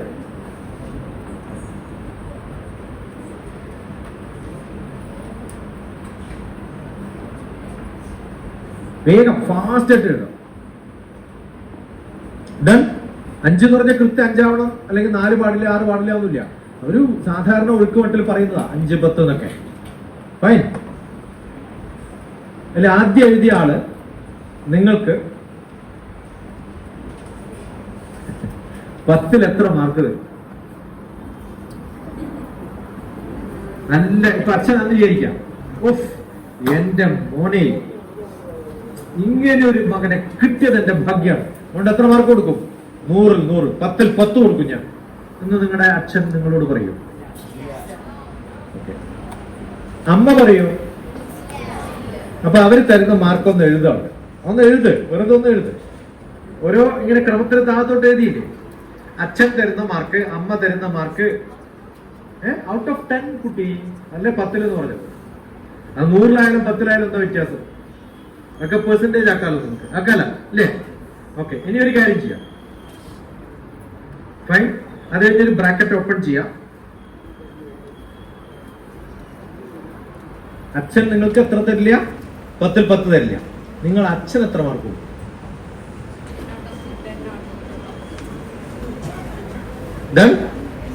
അമ്മ നിങ്ങൾക്ക് എത്ര മാർക്ക് തരും? നിങ്ങൾ ഗസ് ചെയ്തല്ലോ. നിങ്ങൾ അമ്മയ്ക്ക് എത്ര മാർക്ക് കൊടുക്കും?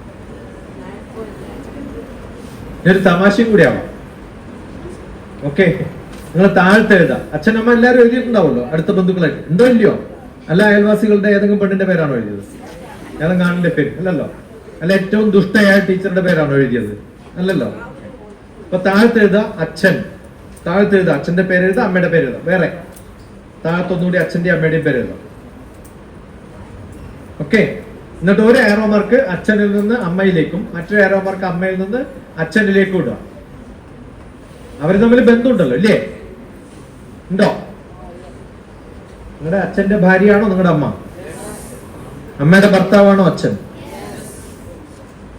ആണല്ലോ. അപ്പൊ അച്ഛന്റെ ഭാര്യക്ക് എത്ര മാർക്ക് കൊടുക്കും?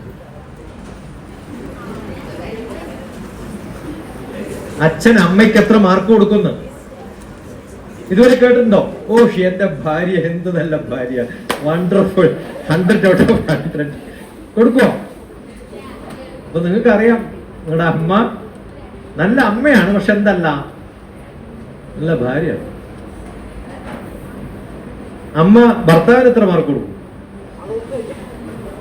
ദുഷ്ടൻ, പണ്ടാരക്കാരൻ, ഇല്ലയോ? യെസ്. നിങ്ങളൊരു കാര്യം മനസ്സിലാക്കുക, അച്ഛൻ അമ്മയ്ക്ക് 100-ൽ 100 കൊടുക്കുമെങ്കിൽ, അമ്മ അച്ഛന് 100-ൽ 100 തരുമെങ്കിൽ, അച്ഛനും അമ്മയും മക്കൾക്ക് 100-ൽ 100 തരുമെങ്കിൽ, ആ മക്കള് അച്ഛനും അമ്മയ്ക്കും 100-ൽ 100 കൊടുക്കും. ആ കുടുംബം 100-ൽ 100 ഏറ്റവും നല്ല കഴിവെന്താ വേണ്ടത്? നിങ്ങളുടെയൊക്കെ പ്രായത്തിൽ എന്റെ ചേട്ടനോട് ഏറ്റവും പൊട്ടക്കുട്ടി ആരാന്ന് ചോദിച്ചാൽ, ഏറ്റവും മോശം കുട്ടി ആരാന്ന് ചോദിച്ചാൽ എന്റെ പേരാ പറയാം. എന്റെ മൂത്ത ബ്രദറായിരുന്നു എന്റെ guardian. I lost my father and I was 4 years old in an accident. ഞാനും അതിനകത്ത് മരിച്ചു പോകേണ്ടതാണ്. കൃഷ്ണരാമ ഗോവിന്ദ. എനിക്ക് എന്റെ ചേച്ചിയും മരിച്ചു, അച്ഛനും മരിച്ചു, ഞാൻ മാത്രം രക്ഷപ്പെട്ടതോ കഷ്ടപ്പെട്ടതോ ഇല്ല. അവർ രക്ഷപ്പെട്ടു, ഞാൻ കഷ്ടപ്പെട്ടു. ഓക്കെ, അതുകൊണ്ട് എന്റെ ഗാർഡിയൻ ആരായിരുന്നു? എന്റെ ബ്രദറായിരുന്നു. പക്ഷെ മഹാമോശം സ്റ്റുഡന്റ് ആയ സമയത്ത് സ്ഥിരമായിട്ട് വഴക്ക് പറയും. പക്ഷെ അതേ ബ്രദർ പ്രൊഫസറായിരുന്നു, യൂണിവേഴ്സിറ്റിയുടെ വലിയ പൊസിഷനിലിരുന്ന ആളാണ്. തിരുവനന്തപുരത്തൊക്കെ വർക്ക് ചെയ്തിട്ടുണ്ട്. സെന്റർ ഫോർ ഡെവലപ്മെന്റ് സ്റ്റഡീസിന്റെ പ്രോജക്റ്റിലൊക്കെ വർക്ക് ചെയ്തിട്ടുള്ള ആളാണ്. കേരളത്തിൽ പ്രസിദ്ധനായിട്ടുള്ള ആളാണ്. നിങ്ങളുടെ പിണറായിയുടെ ക്ലാസ്മേറ്റ് ആണ്, ഞങ്ങളുടെ നാട്ടുകാരാണ്. പിണറായി പഠിച്ചതേ കോളേജിലാണ്, എന്റെ ബ്രദറൊക്കെ കൂടെ പഠിച്ച. പിന്നെ എന്നെ പല സ്ഥലത്തും കൊണ്ടുപോയിട്ട് ക്ലാസ് എടുപ്പിച്ചിട്ട് പറയും, I am proud of my brother. അപ്പൊ നിങ്ങൾക്ക് ഇപ്പൊ കൊടുക്കാൻ കിട്ടിയ മാർക്ക് കുറവാണെങ്കിൽ എന്ത് ചെയ്യണം? നിങ്ങൾ 10-ൽ 10 ആക്കാൻ എന്ത് ചെയ്യണം? എന്തൊക്കെ ചെയ്യാൻ പറ്റുമോ അതൊക്കെ ചെയ്യാം. അച്ഛനോട് ചോദിക്കുക, അമ്മയോട് ചോദിക്കുക, ചോദ്യം ചോദിക്കണം. എന്ത് ചോദിക്കണം? ഇനി നിങ്ങൾ ഉദ്ദേശിച്ചിട്ട മാർക്കാണ്, ആണോ അല്ലയോ? ഇന്ന് വീട്ടിൽ പോയിട്ട് ഇതേ കാര്യം അച്ഛനെ കൊണ്ടും അമ്മയെ കൊണ്ടും ചെയ്യിപ്പിക്കാം. അച്ഛൻ എനിക്ക് എത്ര മാർക്ക് തരും 10-ൽ? അമ്മ എനിക്ക് എത്ര മാർക്ക് തരും 10-ൽ? അവരെ ഇരുത്തിയിട്ട് ചോദിക്കാം, അവരോട് എഴുതാൻ പറയാം. എന്നിട്ട് അച്ഛനോട് ചോദിക്കാം, അമ്മക്ക് എത്ര മാർക്ക് കൊടുക്കും? അമ്മയോട് ചോദിക്കാം, അച്ഛൻ എത്ര മാർക്ക് കൊടുക്കും? എന്നിട്ട് പറയാം, ഇതൊന്ന് ഇമ്പ്രൂവ് ചെയ്യാൻ എന്തൊക്കെ ചെയ്യണം? നിങ്ങളൊന്ന് ആലോചിക്കുക, വേണോ വേണ്ടയോ? Yes, that's a way to improve. That's what you want to be. മാറ്റം വരണമെന്ന് മനസ്സിലായോ? അപ്പൊ എപ്പോഴാണ് അച്ഛനും അമ്മയും നിങ്ങൾ ഇഷ്ടപ്പെടുക? നല്ലോണം പഠിക്കുമ്പോ മാത്രമൊന്നുമല്ല, പഠിക്കാനുള്ള സന്നദ്ധതയെങ്കിലും ഉണ്ടായാൽ. ആദ്യമായിട്ട് വഴക്ക് പറയുന്ന ആരാ? രാവിലെ തുടങ്ങുന്നത് അമ്മയല്ലേ? എന്തിനാ? എഴുന്നേക്കാൻ, ആണോ അല്ലയോ? രാവിലെ അമ്മ പറയും, എത്ര മണിക്കോ സ്കൂളിലേക്ക് ബസ് വരിക? 9 മണിക്കോ 8 മണിക്കോ 7 മണിക്കോ പോയിക്കോട്ടെ. അപ്പൊ നിങ്ങൾ എത്ര മണിക്ക് എഴുന്നേക്കണം എന്നാണ് അമ്മയുടെ ആഗ്രഹം? 7 മണിക്ക് എഴുന്നേക്കണം എന്ന് ആഗ്രഹമുണ്ടോ? സൂര്യൻ വരുന്നത് എത്ര മണിക്കാ? നിങ്ങൾ ഇതുവരെ കണ്ടിട്ടില്ല. സൂര്യൻ വരുന്നതിന് മുമ്പ് നിങ്ങൾ നാളെ എഴുന്നേറ്റു എന്ന് വിചാരിക്കുക. ഉറപ്പായിട്ട് നിങ്ങളുടെ അച്ഛനും അമ്മയും ചോദിക്കും, നിങ്ങളെ ഇങ്ങനെ മാറ്റിയ ആ വ്യക്തി ആരാണ്? ഇല്ലേ? എത്രയോ സ്കൂൾസിലെ പാരന്റ്സ് എന്നെ വിളിച്ച് പറയാറുണ്ടെന്നറിയും, കഴിഞ്ഞ എത്ര വർഷമായിട്ടും ശ്രമിക്കുന്നു, ഈ മക്കൾ എഴുന്നേക്കുന്നില്ല. എന്നിട്ട് ഒരു ദിവസത്തെ ഒരു ക്ലാസ് കൊണ്ട് എൻ്റെ മക്കൾ രാവിലെ എഴുന്നേക്കാൻ തുടങ്ങി. കുറേ പേരെന്നെ വിളിക്കാറ്. അങ്ങനെ ആ വിളിച്ച ആൾക്കാരുടെ കൂടെയാണ് ഞാൻ പലപ്പോഴും ആ നാട്ടിൽ പോയാൽ താമസിക്കാറ്. പിന്നെ ഞാൻ താമസിക്കുന്നവരുടെ വീട്ടിലാണ്, ശ്രീലക്ഷ്മിയുടെ വീട്ടിലാണ്. ശ്രീലക്ഷ്മിയുടെ അച്ഛനെ പരിചയപ്പെട്ട അടുത്ത കാലത്താണ്. എന്നിട്ട് പറഞ്ഞു, എന്റെ വീട്ടിൽ വന്ന് കുറച്ചു ദിവസം താമസിക്കണം. അങ്ങനെയാണ് ഞാൻ ശ്രീലക്ഷ്മിയുടെ വീട്ടിലേക്ക് വന്നത്. അങ്ങനെ വരുന്നുണ്ടെന്ന് പറഞ്ഞപ്പോഴാണ്, ആരാ നിങ്ങളുടെ ക്ലാസ്മേറ്റിന്റെ അമ്മയുടെ പേരെന്താ? ആ, സുനിതയോട് പറഞ്ഞു. മനസ്സിലാവുണ്ടോ? അങ്ങനെയാണ് സുനിത ഈ ഒരു ഇനീഷ്യേറ്റീവ് എടുത്തത്. അപ്പൊ രാവിലെ എഴുന്നേൽപ്പിക്കട്ടെ, നാളെ നിങ്ങളെ ഞാൻ എല്ലാരെയും വിളിച്ചുണർത്തട്ടെ. യെസ് നോയും ഇല്ല. ആ ചോദിച്ച എന്താ റെസ്പോൺസ് ഇല്ലാത്തത്? വിളിച്ചുണർത്തട്ടെ. എല്ലാരും ഒരു വാട്സപ്പ് മെസ്സേജ് തരിക. എനിക്ക് രാവിലെ എല്ലാരെയും വിളിക്കുന്നു. 4:30 മുതൽ വിളിച്ചോളൂ. വേണ്ട, ആലോചിച്ച് നോക്ക്. നാളെ രാവിലെ 4:30 എഴുന്നേറ്റിട്ട് ടെക്സ്റ്റ് ബുക്ക് എടുത്ത് വായിക്കുകയാണ്. എന്നിട്ട് അമ്മയോട് പറയാം, അമ്മ എനിക്ക് കാപ്പി തരണം, എനിക്കിന്ന് പഠിക്കണം തുടങ്ങും, ഇന്ന് മുതൽ പഠിച്ചോളാണ്. എന്റെ ഭഗവാനെ, ഇതെന്ത് പറ്റും? ആ ട്യൂഷൻ കൊടുക്കുന്ന കാശൊക്കെ എനിക്ക് എന്റെ പോക്കറ്റ് മണി ആയിട്ട് തരണം, ആണോ അല്ലയോ? വൈകുന്നേരം അച്ഛൻ പറയും, നമുക്കൊരു സിനിമക്ക് പോവാം, മോളെ പഠിക്കണ്ട, നിർത്തുന്നു പറയും. ഞാൻ പറഞ്ഞിട്ടുണ്ട് എന്റെ മക്കളോട്, ഞാൻ ഇതുവരെ എന്റെ മക്കളോട് പഠിക്കാൻ പറഞ്ഞിട്ടില്ല. അവരോട് പറഞ്ഞത്, നിർത്ത് മക്കളെ, നമുക്ക് എന്തെങ്കിലും കളിക്കാൻ. അങ്ങനെ ഇരുന്ന് പഠിക്കും. മാറ്റട്ടെ? താല്പര്യമില്ല. പോരാ പോരാ. 3 പ്രാവശ്യം പറഞ്ഞാലേ കേൾക്കുള്ളൂ, അങ്ങനെ അനുസരിക്കുള്ളൂ. ആദ്യം തന്നെ ഉറക്കെ പറഞ്ഞാൽ എന്താ കുഴപ്പം? ചെയ്യില്ല, അതാ കുഴപ്പം. കറക്റ്റ് മരുന്ന് 3 ലിറ്റർ വെള്ളം കുടിച്ച് കിടക്കുക രാത്രി. സംഭവം മനസ്സിലായില്ലേ? ഓക്കെ. എല്ലാ വലിയ പ്രോബ്ലത്തിനും ഡോക്ടർ TPS അടുത്ത് സിമ്പിൾ സൊല്യൂഷൻസ് ആണ്. കിടക്കോ? വേണ്ട കേട്ടോ, കാരണം 2 മണിക്കൊക്കെ ചിലപ്പോൾ എഴുന്നേക്കും. അല്ലെങ്കിൽ പിന്നെ നാളെ എല്ലാ അച്ഛനും അമ്മയും എന്നെ വിളിച്ച് വഴക്ക് പറയും, ബെഡ്ഷീറ്റ് കേടാക്കിയതും ബെഡ് കേടാക്കിയതും. അപ്പൊ അതും വേണ്ട. 1 ലിറ്റർ കുടിച്ച് കിടക്കണം. രാത്രി നല്ല പോലെ വെള്ളം കുടിച്ച് കിടക്കണം. അപ്പോ നല്ല ഭംഗി ഉണ്ടാവും നിങ്ങളെ കാണാൻ. എന്നെ കാണാൻ നല്ല ഭംഗി ഉണ്ടോ ഇല്ലയോ? നല്ല പോലെ വെള്ളം, എത്ര വെള്ളം കുടിക്കാൻ പറ്റുമോ അത്രയും വെള്ളം കുടിച്ചാൽ ശരീരം ശുദ്ധമാവും. മനസ്സിലായോ? നല്ല വെള്ളം രാത്രി നിങ്ങൾ പകലൊക്കെ കുറവാ കുടിക്കുക. എന്താ കാരണം? അത്ര ക്ലീൻ അല്ല. എന്നിട്ട് പലരും ഇതൊക്കെ ഡെപ്പോസിറ്റ് വിട്ട് കൊണ്ടുപോയിട്ട് ചെയ്യും. You collect all the dust and then go to house and then clean it up there and flush it. നല്ല പോലെ വെള്ളം കുടിക്കും. എപ്പോഴും പഠിക്കാനിരിക്കുമ്പോൾ തൊട്ടടുത്ത് വെള്ളം നോക്കും. Okay, that is called 20 seconds rule. ഒരു സാധനം കയ്യിലെടുക്കാൻ നമ്മുടെ കൈ എത്തുന്നിടത്തെടുക്കാൻ 20 സെക്കൻഡേ വേണം. 20 സെക്കൻഡിൽ വെള്ളം കുടിക്കുക. കണ്ടിന്യൂസ് ആയിട്ട് ഉറക്കമില്ലാതെ പഠിക്കണം. ശ്രദ്ധ നല്ലപോലെ ഉണ്ടാവും. രാത്രി നല്ല പോലെ വെള്ളം കുടിക്കുക. രാവിലെ എഴുന്നേൽക്കുമ്പോൾ നല്ല പ്രസന്നമായ മുഖമായി. ഉറക്കം വരുമ്പോൾ മാത്രമാണ്. ഇനി ഉറക്കം വരാണ്ടിരിക്കാനുള്ള മാർഗമാണ്. ഓക്കെ. നാളെ ടീച്ചർമാർ പഠിപ്പിക്കാൻ പോകുന്ന വിഷയം ടെക്സ്റ്റ് ബുക്ക് നിങ്ങളുടെ കയ്യിലുണ്ട്, നിങ്ങൾക്കറിയാം. അത് ഫുൾ പഠിച്ചിട്ട് ക്ലാസ്സിൽ വന്നു. നിങ്ങൾ സിനിമക്ക് പോകുമ്പോൾ ശ്രദ്ധ ഇല്ലാണ്ടില്ലല്ലോ.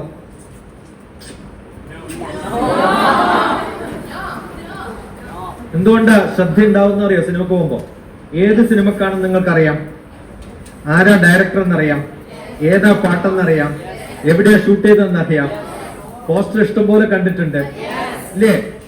അത് കഴിഞ്ഞ് തിരിച്ചു വന്ന് പോസ്റ്റർ ഒരു പ്രാവശ്യം കാണുമ്പോ ഇത് ഈ ഡയലോഗ് എന്ന സമയത്ത് പറഞ്ഞു തന്നത് പറയില്ലയോ?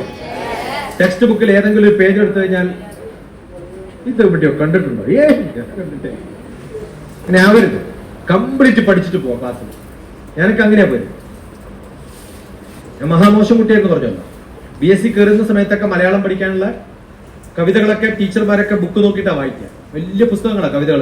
ഗ്രാജുവേഷനൊക്കെ പഠിക്കുമ്പോൾ അത് ഫുൾ ബൈഹാർട്ടായിരിക്കും. മികവുടായി കുബേരപത്തനത്തിൽ സുഗരമാകിയ കാതികൂടങ്ങൾ ഭഗവതി വരികളെ തിളങ്ങി മിന്നി പല പല മണിമയുടെ 2 പാടും വിലസന തൽപരദ്യയിലൂടെ മഹാതരത്തിൽ കലാവിഭാനന്തരംഗം ഇപ്പോൾ സുമഹിതമിനുമാവൻ തൻ മുഖത്തിൽ അങ്ങനെ അങ്ങോട്ട് ചൊല്ലു. യക്ഷചക്രേ ജനകഥന യസ്നാന മുന്നോദകേ ശുക്കശ്ചിൽ കന്ദാഗ്രഹ സ്വാധികാര പ്രമത്ത ശാപേനസ്തംഗം. ഇത് സംസ്കൃതത്തിൽ ഇങ്ങനെ പഠിക്കും. അപ്പൊ ടീച്ചർമാരൊക്കെ ഇത് നോക്കി വായിക്കുമ്പോഴത്തേക്കും ഇങ്ങനെ ബൈഹാട്ടാണ്. അപ്പൊ ഇന്നലെ എവിടെയാ നിർത്തിയെന്ന് ചോദിക്കുമ്പോൾ ഞാൻ ഫ്രണ്ട് ബെഞ്ചിലായിരിക്കാം. ഇവിടെ നിർത്തിയെന്ന് പറഞ്ഞിട്ട് ബാക്കി കൂടി ചൊല്ലാതെ മതി തന്നെ ഇരുന്നു. ഇംഗ്ലീഷൊക്കെ ബൈഹാട്ടാണ്. പിന്നെ മാക്ബത്തൊക്കെ ബൈഹാട്ടായിരുന്നു. മാത്തമാറ്റിക്സ് ടീച്ചർമാരൊക്കെ ക്ലാസ്സിൽ വല്ലതും എഴുതുമ്പോൾ തെറ്റിയാൽ ഉടനെ ഞാൻ പഠിക്കും ക്വസ്റ്റ്യൻ തെറ്റി. കാരണം എന്താ? ആ ക്വസ്റ്റ്യനും ഞാൻ പഠിച്ചിട്ടുണ്ട്, ആൻസറും പഠിച്ചിട്ടുണ്ട്. അത് ചെയ്യാൻ പറയുമ്പോഴത്തേക്ക് ഞാൻ ചെയ്തു കഴിഞ്ഞു എടുത്തോളാൻ പറയും. പഠിപ്പിക്കാൻ പോകുന്ന ക്വസ്റ്റ്യൻ ടീച്ചർമാരും ക്വസ്റ്റ്യൻ എഴുതിട്ട് ചെയ്യാൻ പറയുമല്ലോ ഇല്ലേ? ആ ക്വസ്റ്റ്യൻ എവിടെ നിന്നെങ്കിലും കൊണ്ടുവരുന്നതാണോ? ടെക്സ്റ്റ് ബുക്കിലുള്ളതല്ലേ? നിങ്ങൾക്ക് പഠിച്ചിട്ട് വന്നൂടെ? നിങ്ങളുടെ വീട്ടിലേക്കുള്ള വഴി ഞാൻ പറഞ്ഞു തന്നാൽ നിങ്ങൾ എങ്ങനെ ഇരിക്കും? പറയും, തെറ്റുമ്പോ ഞാൻ പിടിക്കാം. ആണോ അല്ലയോ? അതുപോലെയാണ് ഞാൻ ക്ലാസ്സിലിരുന്നത്. മനസ്സിലാവുന്നുണ്ടോ? നിങ്ങൾക്ക് അറിയുന്ന ഭാഷയിൽ ഞാൻ സംസാരിക്കുമ്പോൾ ശ്രദ്ധ കൂടും. അറിയാത്ത ഭാഷയിലായാലോ ശ്രദ്ധ ഉണ്ടാവില്ല. അതുകൊണ്ട് ഒരു ടെക്സ്റ്റ് ബുക്ക് എടുക്കുക. അതിനകത്ത് ഓരോ ഇംഗ്ലീഷ് വാക്കുകളും, ഇംഗ്ലീഷ് മീഡിയത്തിൽ ഇത് എല്ലാ വാക്കുകളും നിങ്ങൾക്ക് അറിയുന്ന ധാരണയുണ്ടോ? നിങ്ങൾക്ക് പലതും തെറ്റായിട്ടാണ് അറിയാമെന്ന് ഞാൻ വേണമെങ്കിൽ പ്രൂവ് ചെയ്തത്. MTech പഠിച്ച് PhD ഒക്കെ എടുത്തിട്ട് നമ്മളടുത്തേക്ക് ഞാൻ പിന്നെ എഞ്ചിനീയറിംഗ് കോളേജിന്റെ എക്സിക്യൂട്ടീവ് ഡയറക്ടറായിരുന്നു. ഇപ്പൊ പ്രൊഫസർമാരൊക്കെ അപ്പോയിന്റ് ചെയ്യുമ്പോൾ ഇന്റർവ്യൂവിന് സാധാരണ നിങ്ങൾ പഠിച്ച ചോദ്യമാണ് ചോദിക്കുക. അവരുടെ ആ ലെവലിലൊന്നും ചോദിക്കാറില്ല. എന്താ ചോദിക്കുക? 8ാം ക്ലാസ്സിലെ ചോദ്യം ചോദിക്കും. ആ ഒരു ചോദ്യം നിങ്ങളോട് ചോദിക്കട്ടെ. ഗ്രാവിറ്റി എന്ന് വാക്ക് കേട്ടില്ലേ?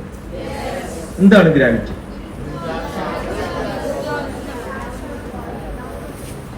പൊട്ടത്തെറ്റാണ്. തെറ്റാണ് നിങ്ങൾ പറഞ്ഞത്. ഇതുവരെ ഗ്രാവിറ്റി എന്ന വാക്കിന്റെ അർത്ഥം ഡിക്ഷണറിയിൽ നോക്കിയിട്ടുള്ള ഏതെങ്കിലും നല്ല മക്കളുണ്ടോ ഇവിടെ? അത് ഇംഗ്ലീഷ് വാക്കാണല്ലോ അല്ലെ? ആ ഇംഗ്ലീഷ് വാക്കുകളുടെ അർത്ഥം മനസ്സിലാക്കാൻ എവിടെ പോണം? നിങ്ങൾ ആരെങ്കിലും പോയി നോക്കിയോ? അതുകൊണ്ട് ആരോ പറഞ്ഞു തന്ന അതാണ് എന്ന് നിങ്ങൾ ധരിച്ചു വെച്ചു. അത് പറഞ്ഞു തന്നത് ആരായിരിക്കും? ഫിസിക്സ് ടീച്ചർ ആയിരിക്കും. അത് ഫിസിക്സ് വാക്കാണോ? അല്ല, ഇംഗ്ലീഷ് വാക്കാണ്. ആണോ അല്ലയോ? നിങ്ങൾ സോഷ്യലിന്റെ ടീച്ചറാണ് പഠിപ്പിച്ചത് വിചാരിക്കും.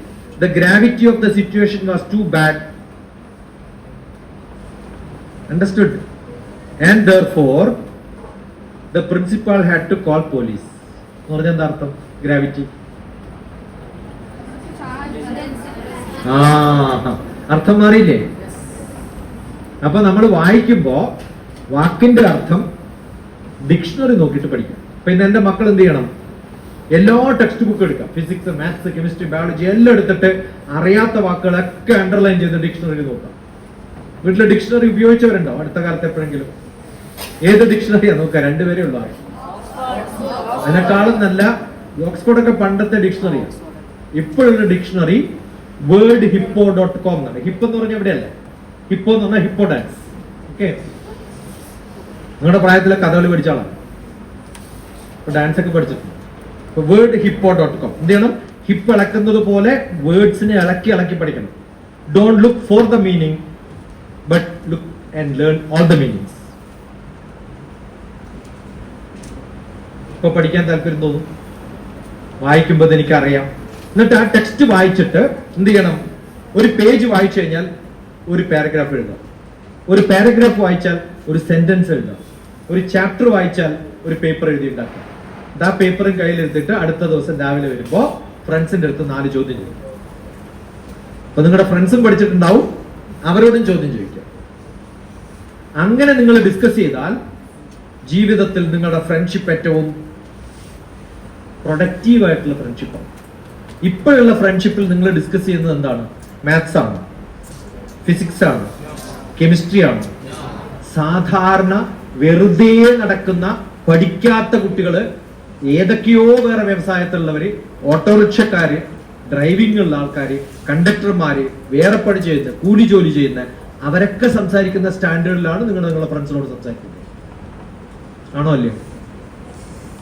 പിന്നെ നിങ്ങൾ എങ്ങനെ കുട്ടികളാവോ? അറിവിനുള്ള ആഗ്രഹമുള്ളവരെന്ന് എങ്ങനെയാ പറയാ? ആ ചോദ്യം ആരോടാ ചോദിക്കേണ്ടത്? ഫ്രണ്ട്സിനോട് ചോദിക്കുക. ആചാര്യ പദമാദത്തെ, ആചാര്യനിൽ നിന്നും 1/4 നോളജ്.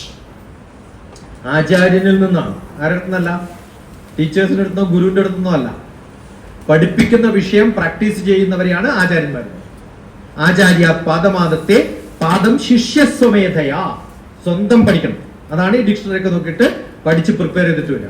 പാദം സ ബ്രഹ്മചാരിഭ്യ, ബ്രഹ്മചാരികൾ ഫ്രണ്ട്സ് ആണ്. ഓക്കെ, അവരടുത്ത് കുറെ ഡിസ്കസ് ചെയ്ത് പഠിച്ചു വരുമ്പോഴത്തേക്കും എന്ത് തോന്നും? ഓഫ്, ഈ പോയിന്റ് ഞാൻ വിട്ടുപോയല്ലോ, നാളെ ഫുൾ കവർ ചെയ്ത് ചെയ്യാൻ പറ്റും. അങ്ങനെ നിങ്ങൾ തമ്മിലൊരു കോമ്പറ്റീഷൻ ഉണ്ടായാൽ, 8ാം ക്ലാസ്സിലേ ആയിട്ടുള്ളൂ, 9ഉം 10ഉം ആകുമ്പോൾ നിങ്ങളുടെ വിവരം എവിടെ ഉണ്ടാവും? ആലോചിച്ച് നോക്കും. You will become the excellent children.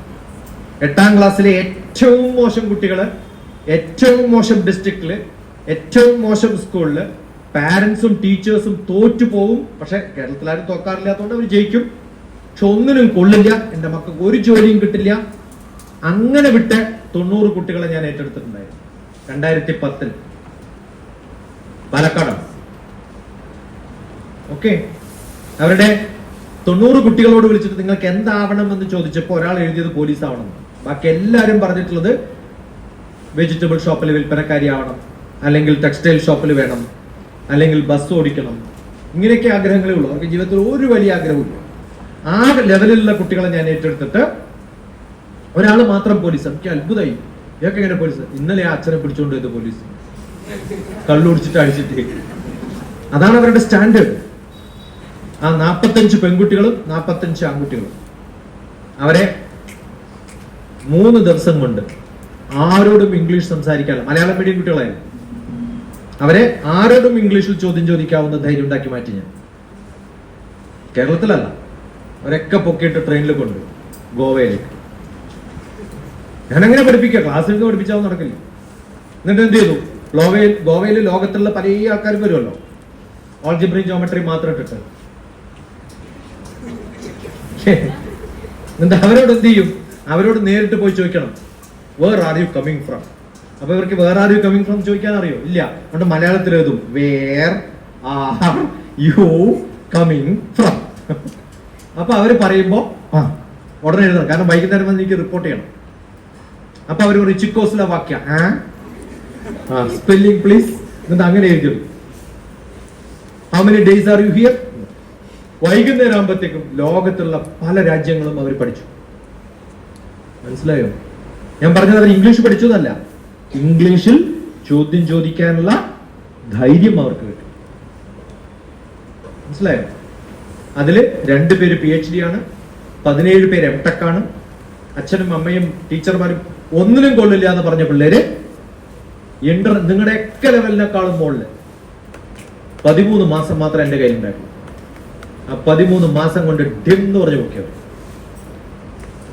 എന്റെയൊക്കെ ഫ്രണ്ട്സ് എഞ്ചിനീയർമാരൊക്കെ വരും, എഞ്ചിനീയർമാർ വരും, സിനിമക്കാർ വരും, എല്ലാവരും വരും അവർക്ക് ക്ലാസ് എടുക്കാൻ. പൈലറ്റ് വരും, അഡ്വക്കേറ്റ് വരും, എല്ലാവരെയും കൊണ്ടുവന്നെയാണ്. ന്യൂക്ലിയർ സയന്റിസ്റ്റ് ഫ്രം അമേരിക്കയും അവരൊക്കെ ഞാൻ കൊണ്ടുവന്നിട്ട് അവരോട് ക്ലാസ് എടുക്കാൻ പറഞ്ഞു. എന്താ പറഞ്ഞത് അറിയും? ചോദ്യം ചെയ്യും, വേർ ആർ യു ഫ്രം. ബോംബെയിലുള്ള ഒരാൾ, Bombay exactly tell me which place. എന്റെ കുട്ടികൾ ചോദിക്കുന്ന. അപ്പൊ do you know whole Bombay? No, you tell me your place. അപ്പൊ ഒരു Kalyan, next time when somebody comes from Bombay I will ask them where are you from. അപ്പൊ അവര് വേറെ ഏതെങ്കിലും സ്ഥലം പറഞ്ഞാൽ I will ask how far is that from Kalyan. മനസ്സിലായോ? ഒരു ചോദ്യത്തിൽ നിന്ന് ഒരു ഉത്തരം കിട്ടിയാൽ അടുത്ത ചോദ്യം ചോദിക്കാനുള്ള എബിലിറ്റി ഉണ്ടാവും. അതാണ് വിവരം. അപ്പൊ നിങ്ങൾക്കില്ലാത്തത്, ചില സ്കൂൾസിലൊക്കെ പോയിട്ട് ഇങ്ങനെ ക്ലാസ് എടുത്തു കഴിഞ്ഞിട്ട് ഏതോ ഒരാൾ എന്നെ വിളിക്കുക, ഇന്നലെ ചെന്നൈയിൽ പോയിരുന്നു അല്ലേ എന്ന് ചോദിക്കണം, നാളെ. അതെങ്ങനെ നിങ്ങൾ അറിഞ്ഞു? അവിടുത്തെ ഒരു കുട്ടി എന്നോട് സംസാരിച്ചു. നിങ്ങൾക്ക് മടിയാണ് ആൾക്കാരോട് സംസാരിക്കാൻ, ഭയമാണ്. അത് പാടില്ല. Just speak to somebody else. അപ്പൊ ഇന്ന് പഠിച്ച എല്ലാ കാര്യങ്ങളും വിട്ടു പോയിട്ട് അച്ഛനോടും അമ്മയോടും പറയണമെങ്കിൽ നോട്ട് ഉണ്ടാവണം, അല്ലെങ്കിൽ കുറെ പോയിന്റ്സ് വിട്ടുപോകും. അച്ഛനും അമ്മയും ചിലപ്പോൾ കേട്ടില്ലെങ്കിൽ ഒരു സ്ഥലത്ത് മാത്രമേ നിങ്ങൾക്ക് അധികാരമുള്ളൂ, നിങ്ങൾക്കേ ഉള്ളൂ അധികാരം. അച്ഛനും അമ്മയും പറഞ്ഞ കേട്ടില്ലെങ്കിൽ വിളിക്കവിടെ എന്ന് പറയാൻ നിങ്ങൾക്ക് അധികാരമുണ്ട്, ഇല്ലേ? ആണോ അല്ലയോ? അമ്മ വഴക്ക് പറയാറുണ്ടോ? അത് മാറ്റി തരട്ടെ. ഒന്നിത് നല്ല കുട്ടിയാണ്. ഇനി അച്ഛനും അമ്മയും വഴക്ക് പറയുമ്പോൾ അവരെ പിടിച്ചിരുത്താം. എന്നിട്ട് പറയാ എത്ര വയസ്സായി, എപ്പോഴാ ഹാർട്ട് അറ്റാക്ക് വരിക എന്ന് പറയാൻ പറ്റില്ല. അതുകൊണ്ട് ടെൻഷൻ ഒന്നും അടിക്കരുത്, അവിടെ ഇരിക്കുക അമ്മ. ഓക്കെ, നിലത്തോ എവിടെയെങ്കിലും ഇരുത്താം. എന്നിട്ട് മടിയിൽ കിടന്നിട്ട് ചോദിക്കാം, ഞാൻ 2 വയസ്സുള്ളപ്പോ എന്റെ ഒരു സംഭവം ഒന്ന് പറഞ്ഞാട്ടെ എന്ന് പറയും. എല്ലാ അമ്മമാരും ഈ വഴക്ക് പറയുന്ന സംഭവമൊക്കെ മറന്നു. എന്നിട്ട് പറയാം, എന്റെ കുട്ടി നീ എന്ത് നല്ല ഭംഗിയായിരുന്നു ആ സമയത്ത് ഇച്ചിരി ഇപ്പോഴും എന്റെ മനസ്സിലുണ്ട്. പറയോ ഇല്ലയോ? അമ്മയും അച്ഛനും മരിച്ചാൽ കരയേണ്ട കാര്യമില്ല, പക്ഷെ ജീവിച്ചിരിക്കുമ്പോ അവരെ സന്തോഷിപ്പിക്കാനുള്ള മാർഗമാണ്. എനിക്കൊക്കെ അമ്മ, ഞാൻ സയന്റിസ്റ്റ് ആയിട്ട് ഇരിക്കുമ്പോൾ ഹൈദരാബാദിൽ ഉണ്ടാവും. ഓഫീസിൽ നിന്ന് വരുമ്പോൾ ഞാൻ പറയാം, അമ്മ അവിടെ ഇരിക്കും, എന്റെ മടിയിൽ കിടക്കും. എന്നിട്ട് കുറച്ച് സമയം ഇങ്ങനെ കിടക്കും. അമ്മ കൈ ഇങ്ങനെ തലയിൽ വെച്ചിട്ട് പറയും, മോനെ, എന്നോട് പറയുന്ന കാര്യം അത് നിങ്ങൾ എഴുതണം. മോനെ, നാളെ നീ നന്നാവും. എന്താ പറയാ? മോനെ, നാളെ നീ നന്നാവും. നാളെ നീ നന്നാവും എന്ന് പറഞ്ഞാൽ എന്താ അർത്ഥം? ഇന്ന് മോശം എന്നാണ്. മനസ്സിലായോ? നമ്മൾ എത്ര നന്നായാലും അമ്മയ്ക്ക് മതിയാവില്ല. എന്താവണം? ഇനിയും നന്നാവും. ഒരു പ്രാവശ്യം പോലും എന്റെ അമ്മ എന്നോട് പറഞ്ഞിട്ടില്ല നീ മോശം കുട്ടിയാണ്. മഹാ വികൃതിയായിരുന്നാലും അമ്മ പറഞ്ഞിട്ടില്ല എന്ത് വികൃതിയാണ്. ആകെ പറഞ്ഞത് എന്താണ്? നാളെ നീ നന്നാവും. വില്ലേജിലെ എല്ലാരും കംപ്ലൈന്റ് പറയും എന്നെ കുറിച്ച്, അങ്ങനെ വികൃതിയായിരുന്നു. പക്ഷെ എന്നാലും അമ്മ അവരോട് പറയും, കുഴപ്പമില്ല, നാളെ നന്നാവും. കംപ്ലൈന്റ് ഒക്കെ ആയിട്ട് വീട്ടിൽ വരും. ആലോചിച്ചൊക്കെ നിങ്ങളെ കുറിച്ച് അങ്ങനെ ആരും പറഞ്ഞിട്ടുണ്ടാവില്ല, ഉണ്ടോ? എന്നെ കുറിച്ചൊക്കെ വില്ലേജിൽ എല്ലാവരും കംപ്ലൈന്റ് പറയും. അപ്പോഴും അമ്മ എന്ത് പറയും? കുഴപ്പമില്ല, നാളെ അത് നന്നാവും, വിട്ടാണ്. അപ്പൊ അമ്മയുടെ അച്ഛൻ്റെ അടുത്ത് എന്താ ആശീർവാദം പഠിക്കണം? നാളെ നന്നാവും. ഓക്കെ, സ്കൂളിൽ വരുന്ന സമയത്ത് കൈവിട്ടൊരു തള്ളി വെച്ചിട്ട് പറയാം, ഒന്ന് അനുഗ്രഹിക്കും, നാളെ ഫൈൻ. നല്ലപോലെ പഠിക്കാം. ഒരു കാശും ട്യൂഷൻ കൊടുക്കരുത്. അത് നിങ്ങളുടെ കുഴപ്പമല്ല, നിങ്ങളുടെ പാരന്റ്സിന്റെ കുഴപ്പമല്ല, നിങ്ങളെ പഠിപ്പിക്കുന്ന ടീച്ചർമാരോട് ചെയ്യുന്ന കൊലപാതകം എനിക്ക് സഹിക്കില്ല. പക്ഷെ ഞാൻ ക്ലാസ് എടുക്കും. അടുത്ത കാലത്ത് ഗോവയിൽ പോയിട്ട് ഹിന്ദി പഠിപ്പിക്കാൻ പോയി. അപ്പൊ അവിടെ ഹിന്ദി പഠിപ്പിക്കുന്ന ആള് ഹിന്ദി ബെൽറ്റ് ആയിട്ടുള്ള UP-യിൽ നിന്ന് ഒരു ബ്രിഗേഡിയറുടെ ഭാര്യ പഠിപ്പിക്കുന്ന ക്ലാസ്സിലാണ് ഞാൻ പോയിട്ട് ഹിന്ദി പഠിപ്പിക്കുന്നത്. ഈ മലയാളി അവർക്ക് സഹിക്കുമോ? സഹിക്കില്ല. പക്ഷെ ആ കുട്ടികളോട് ഞാൻ സ്റ്റാറ്റിസ്റ്റിക്സ് ചോദിച്ചപ്പോൾ ഏറ്റവും ബുദ്ധിമുട്ടുള്ള ഏതാ ചോദിച്ചപ്പോൾ ഹിന്ദിയാന്ന് പറഞ്ഞു. ഞാൻ ഒരു ദിവസം കൊണ്ട് ഞാൻ ഹിന്ദി ഈസിയാക്കി തരാമെന്ന് പറഞ്ഞു. അവരുടെ ഒരു വാട്സപ്പ് ഗ്രൂപ്പിൽ ഞാൻ മെമ്പറായി. ടീച്ചറോടൊന്നും പറഞ്ഞു, പ്രിൻസിപ്പളോട് പറഞ്ഞു ഇവരുടെ ഒരു വാട്സപ്പ് ഗ്രൂപ്പ് ഉണ്ടാക്കി. ഞാൻ അവർക്ക് അസൈൻമെന്റ് കൊടുക്കാൻ വേണ്ടിയിട്ടാണ്. അസൈൻമെന്റ് എന്തായാലും അറിയോ? നിങ്ങൾക്ക് ഏറ്റവും ബുദ്ധിമുട്ടുള്ള ഒരു പാഠം ബൈഹാർട്ട് പഠിച്ചിട്ട് വരാൻ പറഞ്ഞു. അതൊരു ഡ്രാമയായി. അപ്പൊ എല്ലാവരും എല്ലാ ഡയലോഗും ബൈഹാർട്ട് പഠിച്ചിട്ടുണ്ട്. നിങ്ങൾക്ക് ഇപ്പോഴേ പഠിക്കാൻ പറ്റുള്ളൂ. നിങ്ങളുടെ അമ്മയോടും അച്ഛനോടും നിങ്ങളും ഒരു പാട്ടെടുത്തിട്ട് ആർക്കാ ആദ്യം ബൈഹാർട്ട് പഠിക്കാൻ പറ്റുമെന്നൊക്കെ ആർക്കാ പറ്റുമോ? നിങ്ങൾക്കാ പറ്റും. നിങ്ങൾക്ക് ഇപ്പോൾ ബൈഹാർട്ട് പഠിക്കാൻ പറ്റും. ഓക്കെ, ഫുൾ ഡയലോഗ് ബൈഹാർട്ട് പഠിച്ചിട്ട് ഞാൻ എന്ത് ചെയ്തു? ടീച്ചറെ അവിടെ ഇരുത്തി കണ്ടോളാൻ പറഞ്ഞു. അവര് എങ്ങനെയാ ഹിന്ദി പഠിപ്പിക്കണം. ഞാൻ ഹിന്ദി പഠിപ്പിച്ചതല്ല, മക്കൾ അന്യോന്യം വന്ന് ആ ഡ്രാമ ഫുൾ ആക്ട് ചെയ്തിട്ട് പോയി. അപ്പൊ ഒരു ഡയലോഗ് കഴിഞ്ഞ് പകുതി ആവുമ്പോൾ ഞാൻ പറയും ഇയാൾ നിർത്തിട്ട് അയാൾ വരാൻ പറയും. അപ്പൊ അയാൾ വന്ന ബാക്കി പറയും. എല്ലാവരും പഠിച്ചു. ആദ്യം എന്നോട് ദേഷ്യം തോന്നുന്ന ടീച്ചർ ലാസ്റ്റ് സാറ്റർഡേ ആകുമ്പോഴത്തേക്കും ടീച്ചർമാർക്കുള്ള ട്രെയിനിങ് ആയിരുന്നു ആ ദിവസം.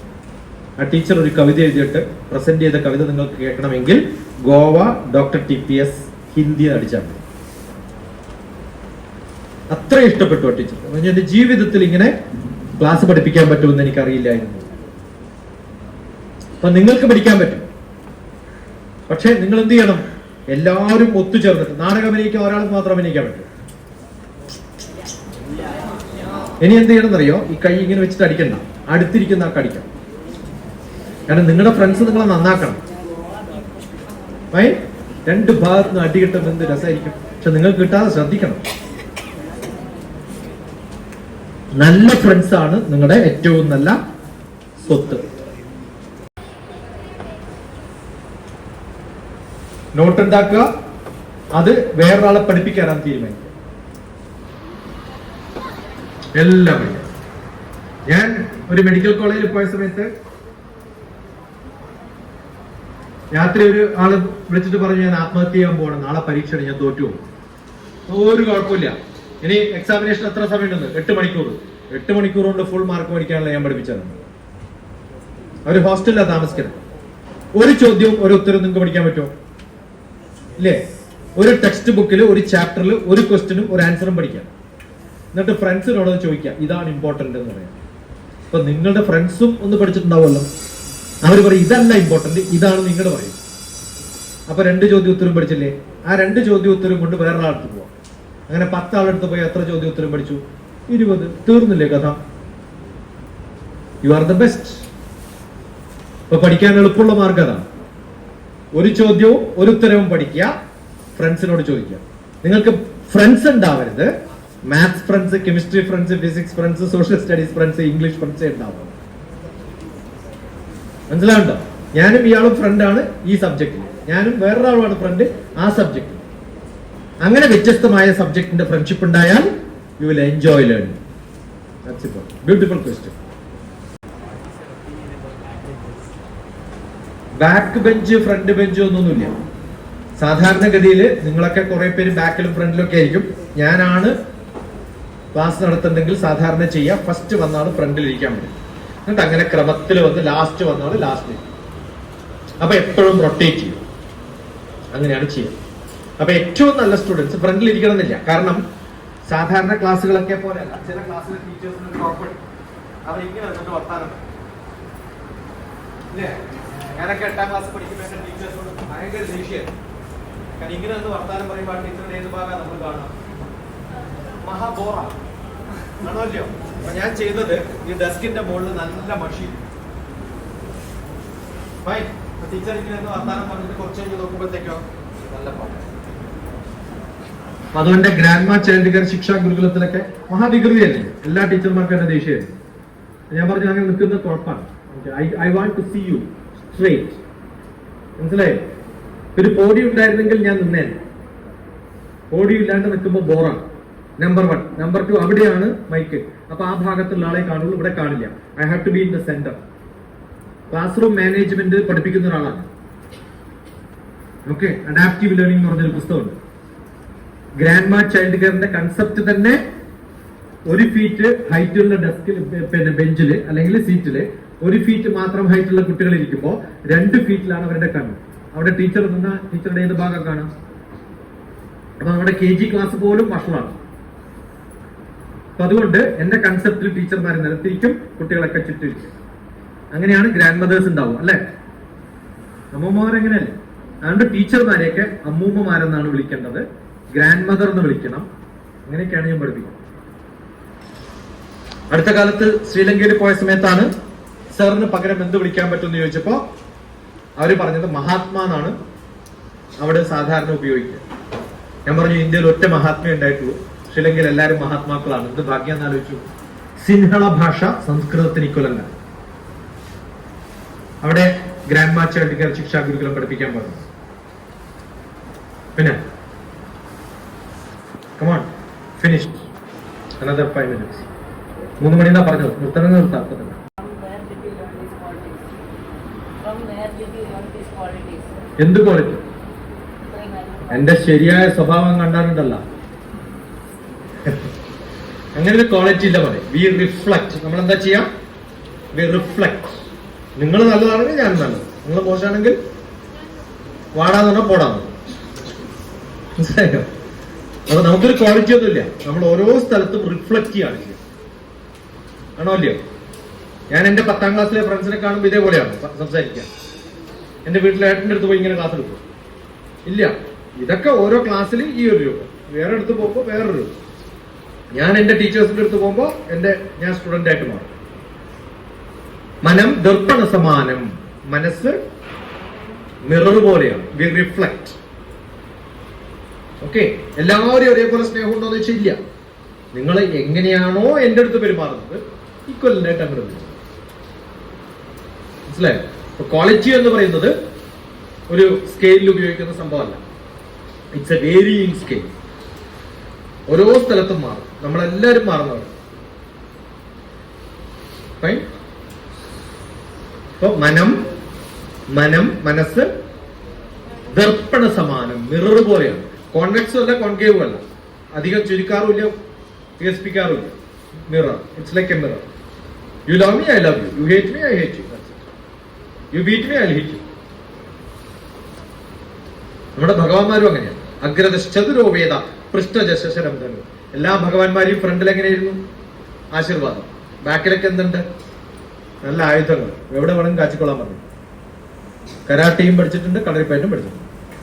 അത്യാവശ്യത്തിന് ആരെങ്കിലൊക്കെ ഹാൻഡിൽ ചെയ്യാന്ന് പറയും. പറയും.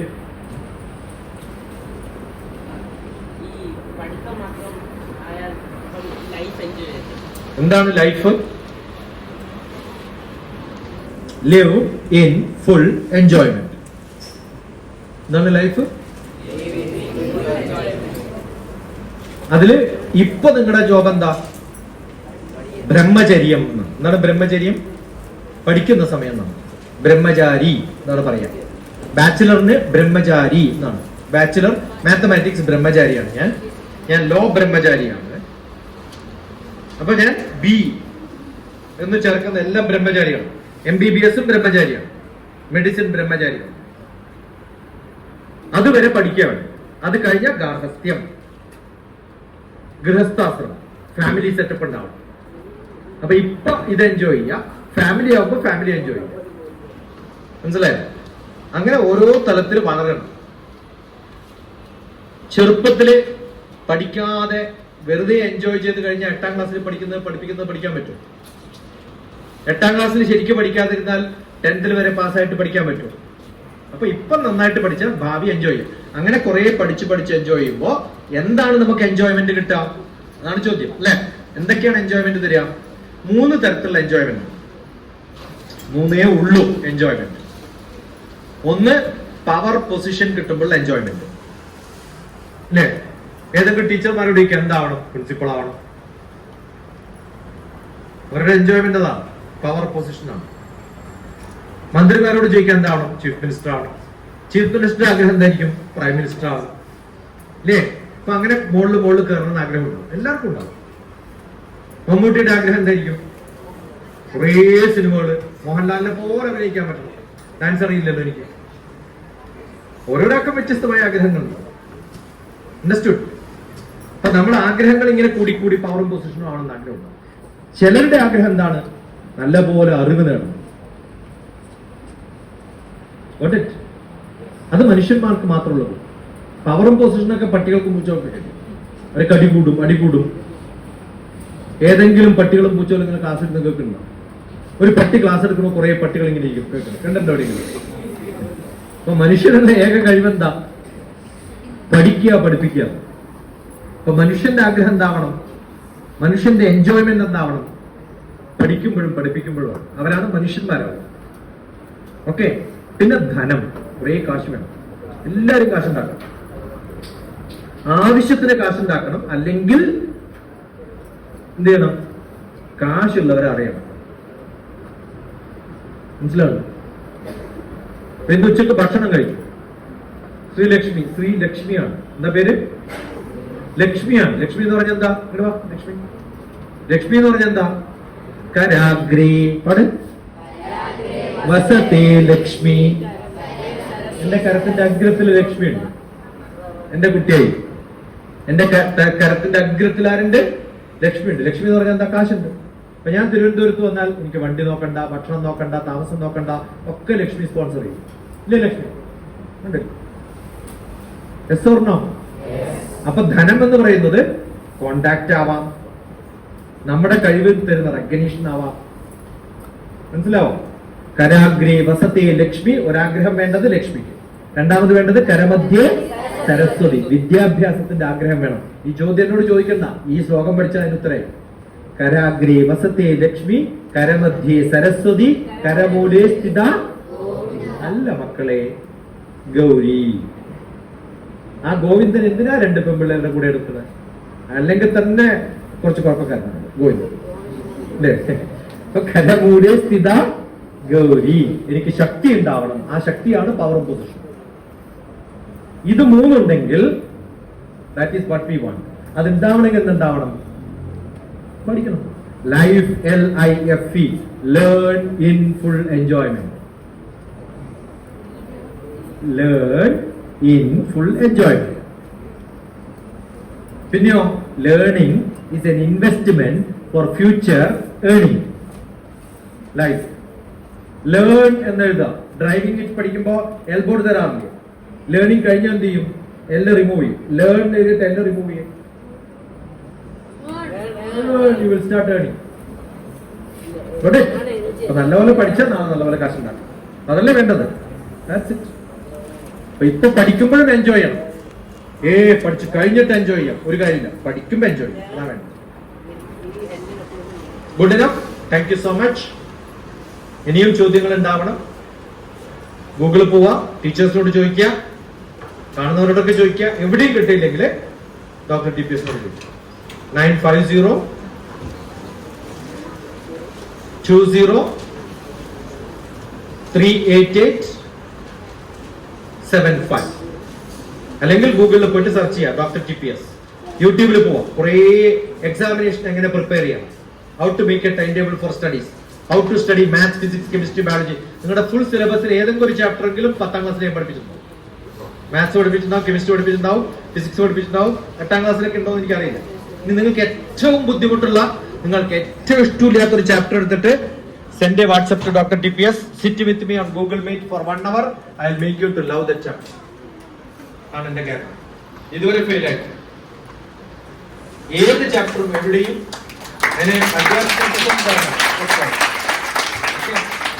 Thank you so much. God bless you. നന്ദി ആരോടു ഞാൻ ചൊല്ലേണ്ടു. ആരോടാ? ഇയാളാണ് ഇതിന് കാരണക്കാരൻ. Okay,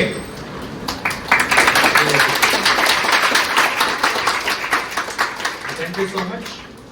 God bless you. Do best as best as you.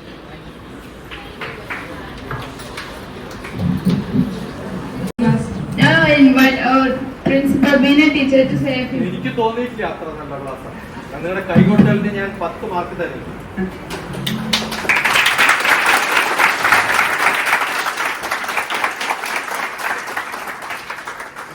Pass mark പോലും തരും. Want again chance? One more? Yes. You can do it better?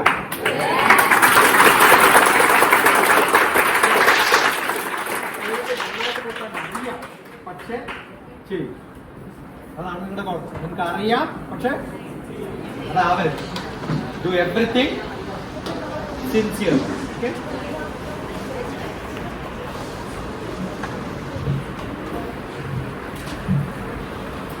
Okay. അപ്പോൾ ആദ്യം എനിക്ക് സാറിനോട് ഒരിക്കൽ കൂടെ ക്ഷമ ചോദിക്കുന്നു. ഞാൻ സാധാരണ ഞങ്ങളുടെ സ്കൂളിൽ എല്ലാ പ്രോഗ്രാം അറേഞ്ച് ചെയ്യുമ്പോൾ ഞങ്ങൾ തന്നെ നേരിട്ട് ഫോൺ ചെയ്ത് എല്ലാ കാര്യങ്ങളും സംസാരിച്ച ശേഷമാണ് അറേഞ്ച് ചെയ്യുന്നത്. പക്ഷെ എനിക്ക് സുനിത മാമാണ് എല്ലാം വന്ന് സംസാരിച്ചു. പിന്നെ അതുകൊണ്ട് ഞാൻ അത്ര വിളിക്കണമെന്നുള്ള ഒരു എനിക്ക് ബ്രോഷർ തന്നു, എല്ലാം തന്നതുകൊണ്ട് പ്രത്യേകമായി അങ്ങനെ പഞ്ചായത്ത് മെമ്പറാ വരുന്നത്. ഉറപ്പായിട്ട് വിളിക്കും. അപ്പൊ ഇനി എന്തായാലും അതിനാണ് സാറ് ഞങ്ങളോട് ക്ഷമിച്ചേ പറ്റുള്ളൂ. ക്ഷമ ചോദിക്കുന്നു ഒരിക്കൽ കൂടി. പിന്നെ ഈ 1.5 മണിക്കൂർ എന്നുള്ളത് 1.5 മണിക്കൂറായിട്ട് ആർക്കെങ്കിലും തോന്നുന്നുണ്ടോ? ഇല്ല. സാറിന്റെ ഒരു പ്രത്യേകത ഞാൻ കണ്ടത്, ഓരോ പോയിന്റ് പറയുമ്പോഴും അല്ലെങ്കിൽ ഫിസിക്കൽ ഇന്റലക്ച്വലി തുടങ്ങി അതിനെ മെന്റൽ, ഇമോഷണൽ, സോഷ്യൽ, സ്പിരിച്വൽ ഇത്രയും കാര്യങ്ങളായിട്ട് ക്ലബ് ചെയ്ത് അതിനെ ആ ഒരൊറ്റ പോയിന്റിനെ എല്ലാ ആസ്പെക്റ്റിലും കൊണ്ടെത്തിക്കും.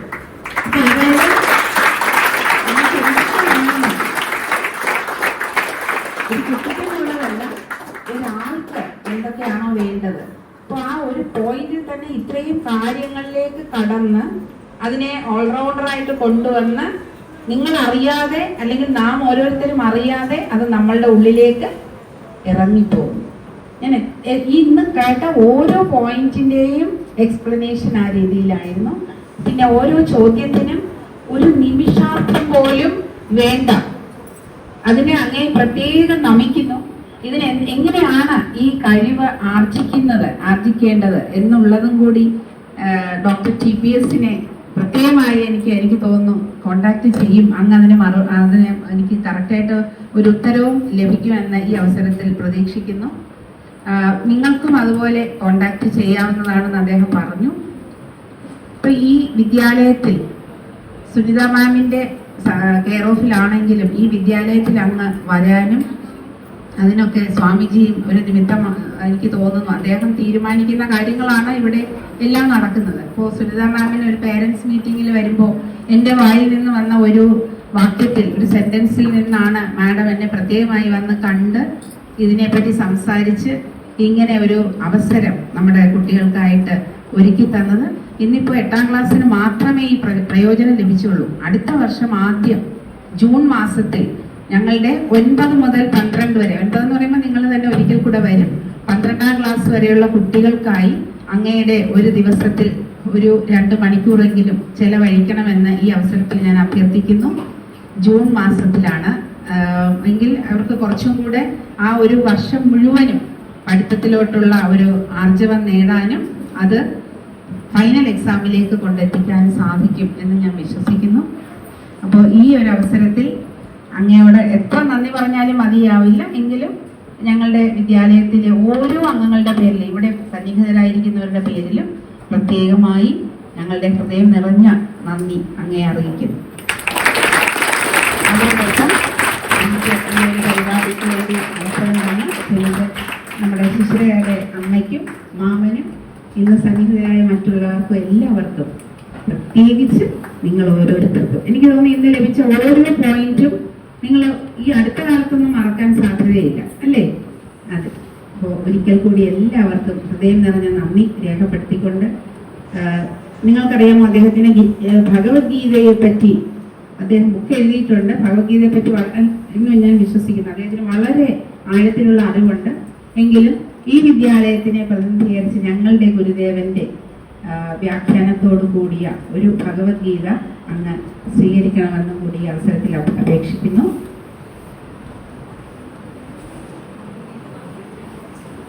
ഹോളി ഗീതാബായി പൂജ്യ ഗുരുദേവ് സ്വാമി ചിന്മയ.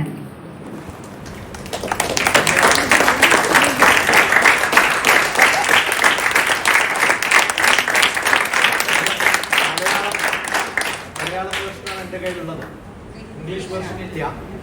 ആ മലയാളം വേർഷൻ ചിന്മയ സ്വാമിയുടെ മലയാളം വേർഷൻ 1000-ൽ പരം വായിച്ചിട്ടുള്ളതാണ്.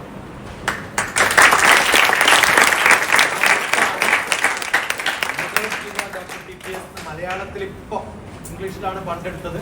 ആദ്യമായിട്ട് എടുത്തത് അമേരിക്കയിലാണ്. അമേരിക്കയിൽ നിന്നാണ് വന്നിരിക്കുന്നത്. എൻ്റെ ഭഗവത്ഗീത ക്ലാസ് അമേരിക്കയിൽ അറേഞ്ച് ചെയ്ത ആളാണ്. അവിടെ 6 മാസം പഠിപ്പിച്ചു. അത് കഴിഞ്ഞ് ഓൺലൈൻ പഠിപ്പിച്ചു. പിന്നെ യുണൈറ്റഡ് നേഷൻസിൽ പഠിപ്പിച്ചു. ഓക്കെ, അത് കഴിഞ്ഞ് മലയാളത്തിൽ പഠിത്ത കാലത്താണ് പഠിപ്പിച്ചു തുടങ്ങിയത്. അങ്ങനെയാണ് ഇവരൊക്കെ എന്നെ പരിചയപ്പെട്ടത്. അല്ലെങ്കിൽ മലയാളികൾക്ക് എന്നെ പരിചയമില്ല. മലയാളത്തിൽ ഹിന്ദുയിസം മലയാളം എന്നതിൽ ഞാൻ പഠിപ്പിക്കുമ്പോൾ ഞാൻ പല പ്രാവശ്യം എൻ്റെ ബുക്കിങ്ങിന് എടുത്ത് കാണിച്ചു തന്നിട്ടുണ്ട്. അവിടെ കൊടുക്കാറുണ്ട്. ഈ ശ്ലോകം ഇത്രാമത്തെ ശ്ലോകമായിട്ട് ബന്ധപ്പെട്ടതാണ്. അപ്പൊ ഇത് പഠിച്ചാൽ ഭഗവത്ഗീതയുടെ മെസ്സേജ് എന്താ?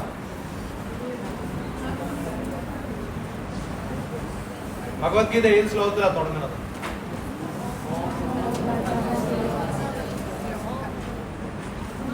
ചാപ്റ്റർ നമ്പർ 2 ശ്ലോക നമ്പർ 11. അശോച്യാനന്യ ശോചസ്ത്വം എന്നാണ് തുടങ്ങുന്നത്. ആദ്യം പറയുന്നത് അശോച്യ, ഡോണ്ട് ബി സാഡ് എന്നാണ്. ഭഗവത്ഗീത തീരുന്ന ഏഴ് ശ്ലോകത്തിലാണ്. 18-ാമത്തെ അധ്യായത്തില് 66-ാമത്തെ ശ്ലോകം. മ ശുചാൻ, don't be sad.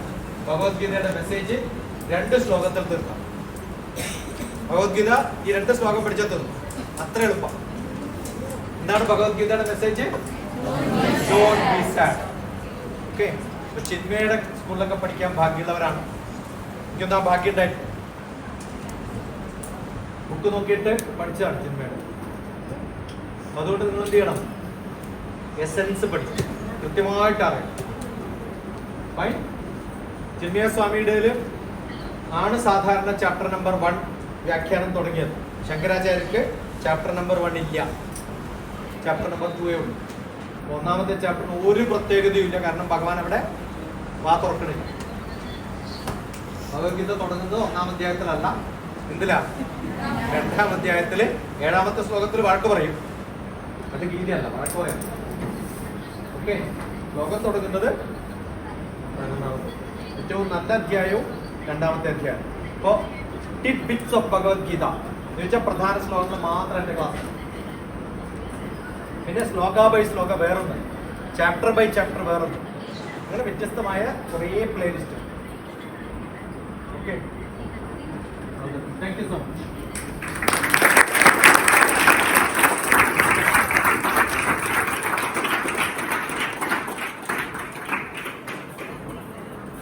Thank you, teacher. Now I will call upon Benny for the vote of thanks.